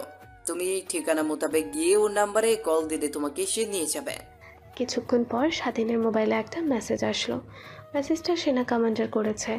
তারপর স্বাধীন তার মেসের ফ্ল্যাটে চলে যায়। তার সকল জামাকাপড় ডকুমেন্টসগুলো গুছিয়ে সুইটির বাবার দেওয়া ঠিকানার উদ্দেশ্যে রওনা হয়। একটা রিক্সা নিয়ে স্বাধীন সুইটির বাবার সামনে পৌঁছে যায়। রিক্সা থেকে নেমে ভাড়া মিটিয়ে সুইটিকে কল করে। ওপাশ থেকে সুইটি বলতে লাগে, আজকে সূর্য কোন দিকে উঠেছে? বোধ হয় আজকে সূর্যটা পশ্চিম দিক থেকে উঠেছে। না হলে যে স্যার আমার সাথে কথা বলতে চায় না সেই কি না ফোন করেছে। সুইটির এরকম কথায় অনেকটা রেগে যায় স্বাধীন। তারপর স্বাধীন কটাক্ষ করে বলতে লাগে, আমি প্রয়োজনে তোমাকে কল করেছি। আমি তোমার বাসার নিচে এসেছি। অসম্ভব, আপনি আমার বাসার অ্যাড্রেস পাবেন কোথা থেকে? তোমার বাবা দিয়েছে তোমার বাসার অ্যাড্রেস। তারপর সুইটি তড়িঘড়ি করে সিঁড়ি দিয়ে নিচে নেমে যায়। নিচে নেমে দেখতে পায় তার বাসার সামনে স্বাধীন একটা ব্যাগ হাতে নিয়ে দাঁড়িয়ে আছে। স্বাধীনকে সামনে দেখে সুইটি স্বাধীনের কাছে এগিয়ে গিয়ে বলতে লাগে, আমার বিশ্বাস হচ্ছে না আপনি আমার বাসার সামনে এসেছেন। আমাকে একটা চিমটি কাটুন তো দেখি সত্যি কিনা মিথ্যা। তখন স্বাধীন একটু ধমক দিয়ে বলে ওঠে, তোমাকে বললাম না তোমাদের স্কুলে কোনো একটা সমস্যা আছে, এর কারণে ডিফেন্স থেকে আমাকে এখানে পাঠানো হয়েছে। আর আমি যেখানে থাকতাম সেখানকার ছেলেরা সবাই যার যার বাসায় চলে গেছে আর কখনো আসবে না এখানে। তাই বাড়িওয়ালা শালা বলেছে যে আর কোনো ব্যাচেলার ছেলেকে ভাড়া দেবে না। আমার মিশন শেষ করতে এখনও 15 থেকে 16 দিন সময় লাগবে। তারপরেও আমি একটা ফ্ল্যাট ভাড়া নেওয়ার জন্য বের হয়েছিলাম, কিন্তু যেই শুনে আমি একজন ব্যাচেলার তখনই মুখের সামনে না বলে দেয়। তখন তোমার বাবাকে কল করি আর সে তোমার বাসার অ্যাড্রেসটা আমার কাছে পাঠায় আর বলে যতদিন আমার মিশনটা কমপ্লিট না হচ্ছে ততদিন তোমার সাথে থাকতে। আমি তোমার বাসায় থাকলে কি তোমার কোনো সমস্যা হবে? স্বাধীনের এইরকম কথা শুনে সুইটির মুখে হাসি ফুটে ওঠে আর বলতে লাগে, না, আমার কোনো সমস্যা হবে না, তুমি থাকতে পারো। এরপর স্বাধীনের কাছ থেকে ব্যাগটা হাতে নিয়ে সুইটি স্বাধীনকে বলতে লাগে, আমার পিছে পিছে আসো তুমি। এরপর স্বাধীন সুইটির পিছে পিছে যেতে লাগলো। সুইটির ফ্ল্যাটটা ছিল 3 তলায়। স্বাধীন সুইটির ফ্ল্যাটে গিয়ে দেখতে পায় অনেক বড় ফ্ল্যাট, একজনের থাকার জন্য অনেক বড়। তখন স্বাধীন সুইটিকে উদ্দেশ্য করে বলতে লাগে, এত বড় ফ্ল্যাটে কি তুমি একাই থাকো নাকি অন্য কেউ থাকে? না, আর কেউ থাকে না, শুধুমাত্র আমি একাই থাকি। আর মাঝে মাঝে আমার বান্ধবীরা আসে, এই আর কি। তাহলে এত বড় ফ্ল্যাট নেওয়ার কোনো মানে আছে কি? না, আসলে বাবা অনেক ফ্ল্যাট দেখাইছে, কিন্তু আমি এই ফ্ল্যাটটার মতো ভালো কোনো আর ফ্ল্যাট পাইনি, তাই এখানে উঠেছি। কেন, তোমার কি পছন্দ হয়নি? না, পছন্দ হবে না কেন, অনেক সুন্দর। আর আমাকে একটা রুম দেখিয়ে দাও প্লিজ। এরপর সুইটি স্বাধীনকে একটা রুম দেখিয়ে দিল। রুমটা ছিল তার দরজার সামনাসামনি আরেকটি রুম। তখনই স্বাধীন বলে উঠল, এখানে কেন? ওইদিকে তো আরো 3টা রুম আছে, আমি ওই দিকের একটা রুমে থাকি। তোমাকে যে রুম দেখিয়ে দিয়েছি সেই রুমে যাও, এত কথা বলো কেন? সুইটির কথায় স্বাধীন আর কিছু বলে না, সোজা রুমটাতে চলে যায়। এরপরে ফ্রেশ হয়ে যখন ক্লান্ত শরীর নিয়ে বিছানায় শোবে তখনই সুইটি দরজার কাছে আসে। সারাদিন শুয়ে থেকে উঠে দরজাটা খুলতে যাবে। কি হয়েছে আপনার? আমাকে এত ডিস্টার্ব করছেন কেন? খাবার রেডি করেছি, আসেন খেয়ে নেবেন। যাও তুমি, আমি আসছি। এরপর খাবার টেবিলে গিয়ে সেদিন খাওয়া দাওয়া করে রুমে এসে শুয়ে পড়ে। পরের দিন সকালবেলা স্বাধীন ঘুম থেকে উঠে ফ্রেশ হয়, তখন সুইটি পেছন থেকে বলে ওঠে, এই যে কই যাচ্ছে? খাবার রেডি করেছি, খেয়ে যান। এরপর স্বাধীন পেছনে ঘুরে খাওয়া দাওয়া শেষ করে বাসা থেকে বের হতে যাবে, তখনই সুইটি পেছন থেকে বলে ওঠে, একটু ওয়েট করেন, একসাথেই কলেজে যাই। প্রত্যেক দিন একা যেতে আমার বোরিং লাগে। দুজন একসাথে গেলে আমাদেরকে সন্দেহ করবে, তাই আলাদা যাওয়াটাই বেটার মনে হয়। সন্দেহ করবে কেন? তারা কি খুঁজে রাখছে নাকি আপনার পরিচয় আমার পরিচয়? সুইটির সাথে আর বাড়তি কোনো কথা না বলে স্বাধীন রুম থেকে বেরিয়ে গেল। সুইটি রেগে প্লেটটা ঠাস করে ফ্লোরে ছুঁড়ে মারল আর বলতে লাগলো, কিসের এত ভাব আপনার? কি এমন করেছি যে আমার সাথে এক রিক্সায় কলেজে যাওয়া যাবে না? এরপর সুইটির রুমে গিয়ে ফ্রেশ হয়ে কলেজের উদ্দেশ্যে বের হয়। বাসার নিচে এসে দেখে স্বাধীন দাঁড়িয়ে আছে। স্বাধীনকে এইভাবে দাঁড়িয়ে থাকতে দেখে সুইটি বলে ওঠে, দাঁড়িয়ে আছেন যে, কোনো কি গাড়ি পান নাই? স্বাধীন মাথা দিয়ে না বলল। একটু পর একটা রিক্সা আসতে স্বাধীন রিক্সাওয়ালাকে দেখে বলে ওঠে, মামা যাবেন নাকি কলেজে? ঠিক একই সময় সুইটিও বলে ওঠে কথাটা। এদিকে কলেজেরও সময় পার হয়ে যাচ্ছে। কিছু না ভেবে স্বাধীন রিক্সাতে ওঠে, পরে সুইটিকে ওঠার জন্য বলে। এরপর কলেজে গিয়ে সেদিন রিক্সা থেকে নেমে সুইটি ভাড়া দিতে যখন যাবে, তখন স্বাধীন বলতে লাগে, আপনি কেন ভাড়া দিচ্ছেন? আমি প্রথমে ডাক দিয়েছি, আমি ভাড়া দেব। আমি কারো টাকায় চলতে পছন্দ করি না। তখন স্বাধীন মনে মনে বলে ওঠে, বিয়ের পরে তো স্বামীর টাকায় ঠিকই চলবেন। স্বাধীন এরকম বিড়বিড়িয়ে কথা বলা দেখে সুইটি রেগে গিয়ে বলে ওঠে, কি বলছেন বিড়বিড়িয়ে? স্বাধীন সুইটির সাথে আর বেশি কথা না বলে ক্লাসরুমের উদ্দেশ্যে অগ্রসর হয়। কলেজ গেট দিয়ে যখন পার হতে যাবে, তখনই সেদিনের ছেলেগুলো তাকে ডাকে। স্বাধীন ছেলেগুলোর কাছে যেতে সেখানকার যে বড় ভাই, তার নাম সৌরভ। সৌরভ স্বাধীনকে বলতে লাগে, কিরে, আজকে এই মেয়েটার সাথে আসলে যে? জানি না তুই মেয়েটার কি হোস, কিন্তু আমি ওকে পছন্দ করি, ওর থেকে দূরে থাকবি। এখন ক্লাসে যা। এরপর স্বাধীন ক্লাসরুমে চলে যায়। সুইটি যখন ক্লাসরুমে ঢুকতে যাবে, তখন ওই ছেলেটির মধ্যে সৌরভ গিয়ে বলতে লাগে, কেমন আছো তুমি? আলহামদুলিল্লাহ ভালো। ভাইয়া আপনি কেমন আছেন? সুইটির মুখ থেকে ভাইয়া ডাক শুনে সেখানে থাকা সকলে ছেলেই হেসে ওঠে। তারপর আর কিছু না বলে ক্লাসরুমে গিয়ে ফারিয়ার পাশে বসে পড়ে। এরপর স্যার এসে প্রতিদিনের মতন ক্লাস শুরু করে। টিফিন পিরিয়ডের সময় স্বাধীন একটু বের হয়, দেখতে পায় অনেকগুলো ছেলে জোট বেঁধে কোথায় যেন যাচ্ছে। তাদের পেছনেই ছেলেগুলো কলেজের পেছনের বাগানটাতে যায়। তাদেরকে অনুসরণ করে স্বাধীন দেখতে পায় সেই ছেলেগুলো, যে ছেলেগুলো প্রতিনিয়ত তাকে বিরক্ত করে। সেই ছেলেগুলো সকলকে ইয়াবা ট্যাবলেট দিচ্ছে। ইয়াবা ট্যাবলেট দেওয়ার কিছু পিক স্বাধীন ক্যামেরাবন্দি করে নিল। এরপর টিফিন পিরিয়ডের পর ক্লাসে চলে গেল। অনেকক্ষণ পর সেই ছেলেগুলো ক্লাসে আসলো। তারপর বিকালে ক্লাস শেষ হতেই স্বাধীন বাসায় যাবে। তখন দেখতে পায় একটা রিক্সায় করে সুইটি বাসায় যাচ্ছে। তখন সুইটি রিক্সাওয়ালাকে বলে, মামা ওই ছেলেটার সামনে রিক্সাটা থামাবেন। এরপর স্বাধীনের সামনে রিক্সা থামাতে সুইটি বলতে লাগে, রিক্সাতে উঠে পড়ো, এই টাইমে তুমি এখানে আর রিক্সা পাবে না। তারপর স্বাধীন রিক্সাতে উঠে সুইটির পাশে বসে বাসায় যেতে লাগে। পাশ থেকে সেই ছেলেগুলো দেখে ফেলে স্বাধীন সুইটি একসাথে বসে কোথায় যেন যাচ্ছে। তখনই সৌরভ ভাইকে কল করে সকল কিছু বলে। ওই পাশ থেকে সৌরভ ভাই বলতে লাগে, ছেলেটাকে মানা করেছিলাম সুইটির আশেপাশে না ঘুরতে, কিন্তু আমার কথা শুনলো না। কালকে কলেজে আসুক, ওর ব্যবস্থা নিচ্ছি। এই বলে ফোন কেটে দিল সৌরভ। অন্যদিকে স্বাধীন সুইটি বাসায় গিয়ে পৌঁছাতে সুইটি বলতে লাগলো, তোমার কোনো পছন্দের খাবার আছে যা তোমার খুব পছন্দ? এরপর স্বাধীন উদ্বেগ নিয়ে বলতে লাগলো, কেন, তুমি আমার পছন্দের খাবারের নাম জেনে কি করবে? তোমাকে বলতে বলেছি বলো, এরকম খাটতারামো করছো কেন? আমার পছন্দের খাবার হচ্ছে কাচ্চি বিরিয়ানি। এরপর স্বাধীন রুমে চলে গেল। রুমে গিয়ে একটু রেস্ট নিয়ে সেনা কমান্ডারকে ফোন করে আজকে সকল ইনফরমেশনগুলো বলল। রাত্রের দিকে আবারও বের হয়ে যায় স্বাধীন। সে এখন কলেজে যাবে, দেখবে কলেজের ভেতরে রাত্রিতে কোনো অপকর্ম হয় নাকি।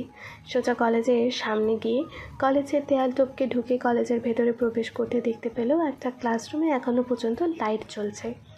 কলেজের সকল ক্লাস 3টায় শেষ হয়ে যায়, তাহলে এখন রাত 8টার সময় কি হচ্ছে? এই ভেবে স্বাধীন ওই রুমটার উদ্দেশ্যে অগ্রসর হলো। রুমটার সামনে গিয়ে দেখে সেই ছেলেগুলোর সামনে আরেকটি নতুন ছেলে দাঁড়িয়ে আছে। নতুন ছেলেটা সৌরভকে উদ্দেশ্য করে বলছে, ভাই তোমাদেরকে নতুন মাল দিয়েছে, এই বক্সটাতে অনেক মাল আছে। ভাই বলেছে এই মালগুলো তোমাদের 7 দিনের ভিতরেই বিক্রি করতে হবে। ভাই বললেই তো 7 দিনে বিক্রি করা যায় না। আমার কাছ থেকে আর আপনার মাল কেউ আগের মতো নেয় না, অতিরিক্ত দামের কারণে। ভাইকে একটু বলো দাম কমাতে। হ্যাঁ, আমি ভাইকে গিয়ে বলছি মালগুলোর দাম কমাতে, আর তোমরা তাড়াতাড়ি করে বিক্রি করার চেষ্টা করবে। স্বাধীন সৌরভ আর ছেলেটির কথোপকথন রেকর্ড করে এরপর কলেজ থেকে বেরিয়ে আসে। ছেলেগুলোর কথা শুনতে শুনতে রাত্রি 12টা বেজে যায়। রুমে কলিং বেল বাজালেও কোনো সাড়া শব্দ পায় না। স্বাধীনের একটু চিন্তা হয়। এরপর দরজাটা টান দিতেই দেখতে পায় দরজাটা খোলা। ভালো করে দরজাটা লাগিয়ে দিয়ে তার রুমের দিকে যখন পা বাড়ায় দেখতে পায় খাবার টেবিলে সুইটি শুয়ে আছে। সুইটির কাছে গিয়ে টেবিলের ওপর টোকা দিয়ে বলতে লাগে, এই যে আপনি কি ঘুমিয়ে গেছেন নাকি এখানে? আপনার প্রিয় খাবার রান্না করেছি আপনার জন্য, অপেক্ষা করতে করতে এখানে ঘুমিয়ে গিয়েছি। কই গিয়েছিলেন আপনি? এত রাত হলো আসতে। ওই একটা কাজে গিয়েছিলাম, যা তোমার না জানলেও চলবে। এখানে আসছেন একসাথে খাই। আমিও খাওয়া দাওয়া করি নাই, আপনার জন্য অপেক্ষা করতে করতে টেবিলেই ঘুমিয়ে গিয়েছি। আমার জন্য আবার আপনার অপেক্ষা করতে হবে কেন? আপনি খেয়ে দিয়ে আপনার রুমে ঘুমিয়ে গেলেই পারতেন, আমি এসে খাওয়া দাওয়া করে শুয়ে পড়তাম। আর বেশি কথা না বলে স্বাধীন তার রুমে গিয়ে ফ্রেশ হয়, খাবার টেবিলে চলে আসে। এরপর স্বাধীন আর সুইটি একসঙ্গে খাবার দাওয়া করে যে যার রুমে গিয়ে শুয়ে পড়ে। পরের দিন সকালবেলা ঘুম থেকে উঠে ফ্রেশ হয়ে কলেজের উদ্দেশ্যে রওনা হয়। কালকের মতো আজকেও গাড়ি নাই রাস্তাতে, তাই দুজন একই রিকশাতে উঠে চলে যায় কলেজে। কলেজের গেটের সামনে নেমে কলেজে প্রবেশ করতে যাবে তখনই সৌরভ স্বাধীনকে দেখে। তারপর সৌরভ স্বাধীনকে কাছে ডেকে নিয়ে এসে বলতে লাগে, তোকে আমি বরাবর মানা করেছিলাম তুই সুইটির আশেপাশে যাবি না, কিন্তু আজকেও একসাথে এসেছিস কেন? আর সুইটি তোর কি হয়? আসলে ভাইয়া, আমি আর ও পাশাপাশি বাসাতে থাকি, রিক্সা পাইনি বলে দুজন একসাথে এসেছি। এদিকে স্কুলের সময় পেরিয়ে যাচ্ছে তার জন্য। তোকে কালকে মানা করেছিলাম, কিন্তু তুই আমার কথা শুনিসনি। রিক্সা পাসনি, প্রয়োজন হলে হেঁটে আসবি, কেন ওর সাথে একসাথে আসতে গেলি? সৌরভের পাশ থেকে একটি ছেলে বলতে লাগলো, ভাই নিশ্চয়ই সুইটির সাথে এর কোনো সম্পর্ক আছে। অনেক দিন দেখছি আমি ওরা দুজন একসাথে হয়ে কি যেন কথা বলছে। ছেলেটি এরকম কথা শুনে অনেকটা রেগে যায়। রেগে গিয়ে স্বাধীনের কলার চেপে ধরে বলতে লাগে, তাহলে তুই যে বললি পাশাপাশি বাসা, কিন্তু তোর সাথে এত কিসের কথা? ভাই, একটা সাবজেক্টের সমস্যা হয়েছিল, ও আমার থেকে সলিউশন নিচ্ছিল। স্বাধীনকে আর কোনো কথা বলতে না দিয়ে সৌরভ তার মুখে একটা ঘুষি দিয়ে বলতে লাগে, এই তোরা কি দেখছিস? ওকে মার, মারতে মারতে আদমরা করবে, একবার মেরে ফেলবে না যেন ওকে।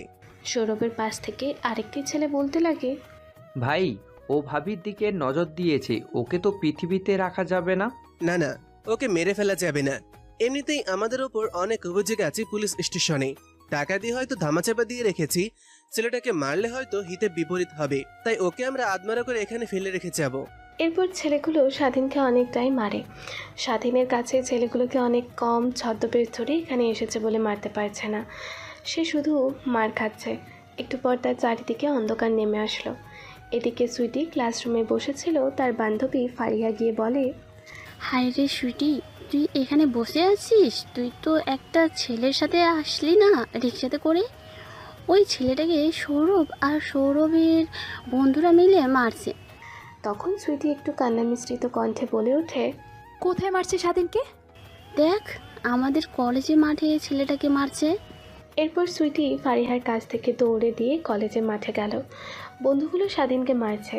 চারিদিকে কলেজের অনেক ছেলেপুলে চেয়ে থেকে দেখছে, কিন্তু কেউ কিছু বলছে না, কারণ কলেজের সবাই সৌরভ প্লাস সৌরভের বন্ধুদেরকে ভয় পায়। একটু পর ছেলেগুলো মারতে মারতে যখন দেখতে পেল স্বাধীনের কোনো সারা শব্দ নেই, তখন তাকে থুয়ে সবাই ক্লাসরুমে চলে যায়। একে একে সকল ছাত্ররা চলে যায় সেখান থেকে। তারপর সুইটি স্বাধীনকে কোলে তুলে বলতেছে, ভাইয়া কেউ একটু হেল্প করুন, এনাকে হসপিটালে নিয়ে যেতে হবে। এনাকে হসপিটালে না নিয়ে গেলে হয়তো ও আর বাঁচবে না।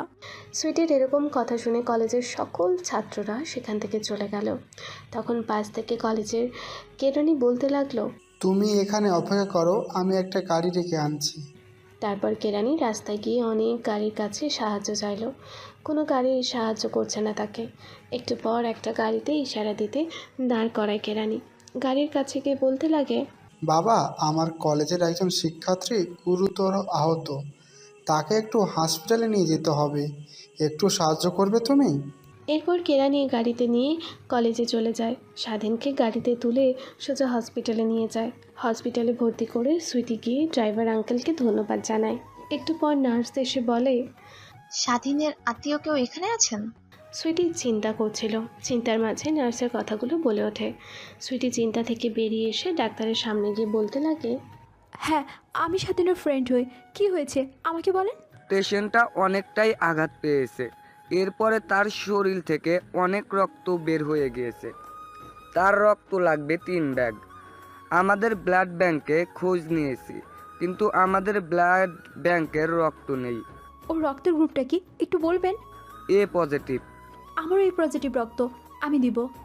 একজনের শরীর থেকে সর্বোচ্চ 2 ব্যক্তি রক্ত নেওয়া যায়, আর এর কিছু নিয়ম কানুন থাকে। তো আপনি আমার সাথে আসেন, আর 1 ব্যাগ রক্ত আমরা জোগাড় করেছি। এরপর সুইটি নার্সের সাথে চলে যায়। নার্স রক্ত পরীক্ষা করে। সুইটির শরীর থেকে 2 ভাগ রক্ত নেয়। সুইটির শরীর থেকে রক্ত নিয়ে স্বাধীনের অপারেশন শুরু হয়। অপারেশন রুম থেকে ডাক্তার বের হতে সুইটি ডাক্তারের কাছে গিয়ে বলতে লাগে, ডক্টর, স্বাধীন এখন কেমন আছে? চিন্তার কোনো কারণ নেই, she is out of danger. আমি একটু তার সাথে দেখা করতে চাই। এখন দেখা করা যাবে না, একটু পর কেবিনে শিফট করা হবে, তখন দেখা করিও। তারপর সেখান থেকে ডাক্তার চলে যায়। একটু পর স্বাধীনকে কেবিনে শিফট করা হয়। সুইটিকে স্বাধীনের পাশে বসে থেকে স্বাধীনের হাত ধরে ডাকছে, আমার জন্য তোমার আজ এই অবস্থা। আমি জানি আমার জন্য ওরা তোমাকে মেরেছে। আমি যদি তোমাকে আমার সাথে রিক্সাতে করে একসাথে না আনতাম, হয়তো তোমাকে আজ এই দিন দেখতে হতো না। এই ভাবছে আর কান্না করছে সুইটি। হঠাৎ স্বাধীনের জ্ঞান ফিরে আসে আর দেখতে পাই সুইটি তার হাত ধরে কান্না করছে। সুইটি কান্না দেখে স্বাধীনের অনেকটাই মায়া লাগে।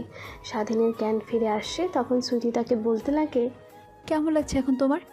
এখন একটু ভালো লাগছে। এরপর দুজন অনেক কথা বলতে থাকে। একটু পর সুইটি বলতে লাগে, তোমার তো অনেক ক্ষুধা লাগছে, নিচে থেকে কিছু নিয়ে আসি? এই বলে সুইটি চলে হসপিটালের নিচে দোকান থেকে 1 প্যাকেট বিরিয়ানি নিয়ে আসে স্বাধীনকে খাওয়ানোর জন্য। এরপর স্বাধীনের কেবিনে এসে স্বাধীনকে খাওয়াতে লাগে। স্বাধীন খাবার খেতে খেতে সুইটিকে উদ্দেশ্য করে বলে, তুমিও তো কিছু খাওনি, তুমিও খাও। না, তুমি খাও, আমি খেয়েছি। তুমি হয়তো ভুলে গেছো, আমি সেনাবাহিনীর লোক। আমরা মানুষের মুখ দেখেই বুঝতে পারি তাদের মনোভাব। তুমি নিশ্চয়ই আমার জন্য অনেক চিন্তা করছো, এমনকি তুমি নিজের যত্ন নাও। আমি জানি তুমিও খাওনি। এরপর সুইটি খেতে লাগে। এভাবে পেরিয়ে যায় 2টা দিন। হাসপাতাল থেকে স্বাধীনকে রিলিজ করে দেয়। তারপর যদিও একটা রিক্সা ডেকে নিয়ে এসে বাসায় চলে যায়। তারপর বাসায় গিয়ে স্বাধীনকে তার রুমে শুইয়ে দিয়ে সুইটি তার রুমে ফ্রেশ হয়ে খাবার রান্না করে। এদিকে এই কয়েকদিনে সেনা কমান্ডারকে কোনো প্রকার ইনফরমেশন পাঠানো হয়নি, তাই সেনা কমান্ডার অনেকটা চিন্তা মুখ নিয়ে বসে আছে। তখনই স্বাধীন সেনা কমান্ডোকে ফোন করে। স্বাধীনের ফোন দেখে সেনা কমান্ডো একটু চিন্তিত হয়। সেনা কমান্ডো বলতে লাগে, কি হয়েছিল তোমাদের? তোমার কোনো খোঁজ পাওয়া যাচ্ছিল না, এমনকি সুইটিকে ফোন করলে ফোন সুইচ অফ দেখাচ্ছে। কি হয়েছে তোমাদের, একটু বলবে? এরপর স্বাধীন সেনা কমান্ডোকে তার সাথে ঘটে যাওয়া সকল বিষয় বলে। তখন সেনা কমান্ডার বলতে লাগে, ও আচ্ছা, আর তুমি নিজের দিকে খেয়াল রেখে কাজ করবে, আর কখন কি হয় আমাকে বলবে। এরপর স্বাধীন সেনা কমান্ডারের সাথে আরও কিছু গুরুত্বপূর্ণ কথা বলে ফোন রাখে। এদিকে সুইটি আর স্বাধীন রুমে প্রবেশ করে। আর সুইটি বলতে লাগে, কার সাথে কথা বললে? আর তুমি এখানে এসেছো কেন, বললে না তো আমাকে? তোমার বাবার সাথে কথা বললাম, আর এখানে এসেছি কেন তুমি কয়েকদিন পরে জানতে পারবে। এরপর সুইটি কিচেন রুমে গিয়ে প্লেটে করে খাবার নিয়ে এসে স্বাধীনকে খাওয়াতে লাগে। আর তখন স্বাধীন মনে মনে ভাবতে লাগে, মেয়েটাকে আসলে যেরকম ভাবছিলাম ঠিক সেরকম না। এই 3টা দিনে মেয়েটার প্রতি অনেকটাই মায়া জন্মে গেছে আমার। অপারেশনটা শেষ হলে সুইটিকে আমার মনের কথা বলে দেব। স্বাধীনের এইরকম চিন্তিত মুখ দেখে সুইটি স্বাধীনকে উদ্দেশ্য করে বলতে লাগে, কি হয়েছে আপনার, কি ভাবছেন? তখন স্বাধীন বলতে লাগে, না কিছু হয়নি, আর কি, বাবা মার কথা মনে পড়ছিল। ও আচ্ছা। তারপর সুইটি স্বাধীনকে খাইয়ে দিয়ে খাবার প্লেট কিচেন রুমে রেখে তার রুমে গিয়ে শুয়ে পড়ে। পরের দিন সকালবেলা সুইটিকে উদ্দেশ্য করে কথাগুলো বলল স্বাধীন। তুমি কি কলেজে যাবা না? এত সকাল সকাল উঠে রান্না করছো যে? না, যাব না। তুমি সুস্থ হও, তারপরে যাব। এত সকাল সকাল রান্না করছি কারণ তোমার তো ওষুধ আছে, খাবার খেয়ে যেতে হবে তার জন্য। এরপর সুইটি রান্না করতে লাগলো। তখন স্বাধীন পাশ থেকে বলে উঠল, আচ্ছা, তুমি যে ওই কলেজে ছিলে, এখানে কেন ভর্তি হয়েছো? আসলে আমি যে সেনা কমান্ডারের মেয়ে, এটা সবাই জেনে গিয়েছিল। আর বাবা ওই কলেজে আর পড়াতে চায়নি, তাই এই কলেজে পাঠিয়ে দিয়েছে। ও, তা তোমার বান্ধবীর কি খবর? সুইটি অনেকটাই রেগে যায় পাপিয়ার নাম শুনে। ওই যে কি যেন নাম, হ্যাঁ পাপিয়া। আমার বন্ধু তো ওর উপর পুরাই ক্রাশ খেয়ে রয়েছে। মেয়েটা কিন্তু অনেকটাই সুন্দর। আমার বন্ধু ক্রাশ না খেলে আমি একটু ট্রাই করতাম। রান্না করছিল সুইটি। রান্নাঘর থেকে বেরিয়ে আসে হাতে একটা খুন্তি নিয়ে, আর স্বাধীনকে ভয় দেখিয়ে বলে, মার খেলে তুমি, সেবা করলাম আমি। কই, আমার খোঁজ খবর না নিয়ে তুমি পাপিয়ার খোঁজ খবর নিচ্ছ? আরে এরকম ভাবে রেগে গেলে কেন? আমি তো শুধু বলেছিলাম মেয়েটা কেমন আছে, এর সাথে আবার আমার খেয়াল রাখার কি সম্পর্ক? তখন সুইটি একটু কান্না মিশ্রিত কণ্ঠে বলে ওঠে, আরে আমি আপনাকে কতবার বুঝাবো আমি আপনাকে ভালোবাসি, আর কত আমাকে অবহেলা করবে? না হলে আপনি একটা কাজ করেন। এই বলে সুইটি দৌড়ে কিচেন রুমে চলে গেল। কিচেন রুম থেকে একটা ছুরি নিয়ে এসে স্বাধীনের হাতে দিয়ে বলল, এই নিন ছুরি, আমাকে মেরে ফেলুন। তখনই স্বাধীন ছুরি ফেলে দিয়ে সুইটিকে জড়িয়ে ধরে আর বলতে লাগে, আরে পাগলি, আমিও তো তোমাকে ভালোবাসি। সে প্রথম দেখায় যেদিন তুমি আমাকে ময়লা পোশাক পরিহিত অবস্থায় দেখেছিলে। আমি চেয়েছিলাম মিশনটা শেষ হলে তোমাকে সকল কিছু খুলে বলে প্রপোজ করব। একদিন তোমাকে দেখলাম একটা ছেলেকে মারছো আর কথা বলছিলে। সেদিন থেকে তোমার উপর আমি অভিমান করে আছি। আরে জানো, আমি সবচেয়ে বেশি অবাক হয়েছিলাম যখন শুনি তুমি আমাদের সেনা কমান্ডারের মেয়ে। তারপর সুইটি স্বাধীনের কাছ থেকে ছাড়া পেয়ে বলে ওঠে, হয়েছে, আর বলতে হবে না, রান্না করতে দাও। এমনিতে তোমার খাবার দেরি হয়ে গেলে ওষুধ খেতে পারবে না। এরপর সুইটি কিচেন রুমে গিয়ে রান্না শেষ করে। রান্না শেষ করে খাবার টেবিলে খাবার দিয়ে বলে, এই যে কোথায় আপনি, তাড়াতাড়ি আসেন, খেয়ে নেবেন। সুইটি এরকম কথা শুনে স্বাধীন তড়িঘড়ি করে খাবার টেবিলে এসে বসে। খাবার খেয়ে স্বাধীন রুমে গিয়ে বসেছিল, তখনই সুইটি তার রুমে গিয়ে বলে, খাবার তো খেয়েছেন, ওষুধ খেতে হবে, মনে আছে কি আপনার? হুম হুম। সবকিছু যদি আমারই মনে করে নিতে হয় তাহলে তুমি কেন বলো? হয়েছে, আর ঢং করতে হবে না। এই নেন, খেয়ে নেন ওষুধগুলো তাড়াতাড়ি। ওষুধগুলো খেয়ে স্বাধীন ঘুমিয়ে পড়ে। অন্যদিকে স্বাধীনের মাথায় সুইটি হাত বুলিয়ে দিয়েছিল। স্বাধীনের মাথায় হাত বুলিয়ে দিতে কখন যে সুইটি ঘুমিয়ে গেছে তার নিজেরও মনে নাই। স্বাধীন ঘুমের মাঝে তার বুকের ওপর কীরকম যেন ভার অনুভব করে। সুইটি আজ শোয়া থেকে তার বুকের মাঝে মুখ লুকিয়ে ঘুমিয়ে আছে। স্বাধীন ঘুমিয়ে ঘুমিয়ে দেখছিল এক ঘুমন্ত পরীকে। হঠাৎ তখনই সুইটির ঘুম ভেঙে যায়। স্বাধীনকে তার দিকে ট্যাপ ট্যাপ করে তাকিয়ে থাকা দেখে। সুইটি বলতে লাগে, কি দেখছিল এরকম করে? তোমাকে দেখছি। আমি আবার দেখার জিনিস হলাম কবে থেকে? কোন এক কবি বলেছিল, মেয়েদের আসল রূপ দেখতে হলেও ঘুমন্ত অবস্থায় দেখুন। কবি হয়তো তার প্রিয়জনের ঘুমন্ত মুখ দেখেছিল, তাই হয়তো এরকম কথা বলেছে। আপনি কি যে বলেন না, মোটেও আমি অতটা সুন্দরী নই।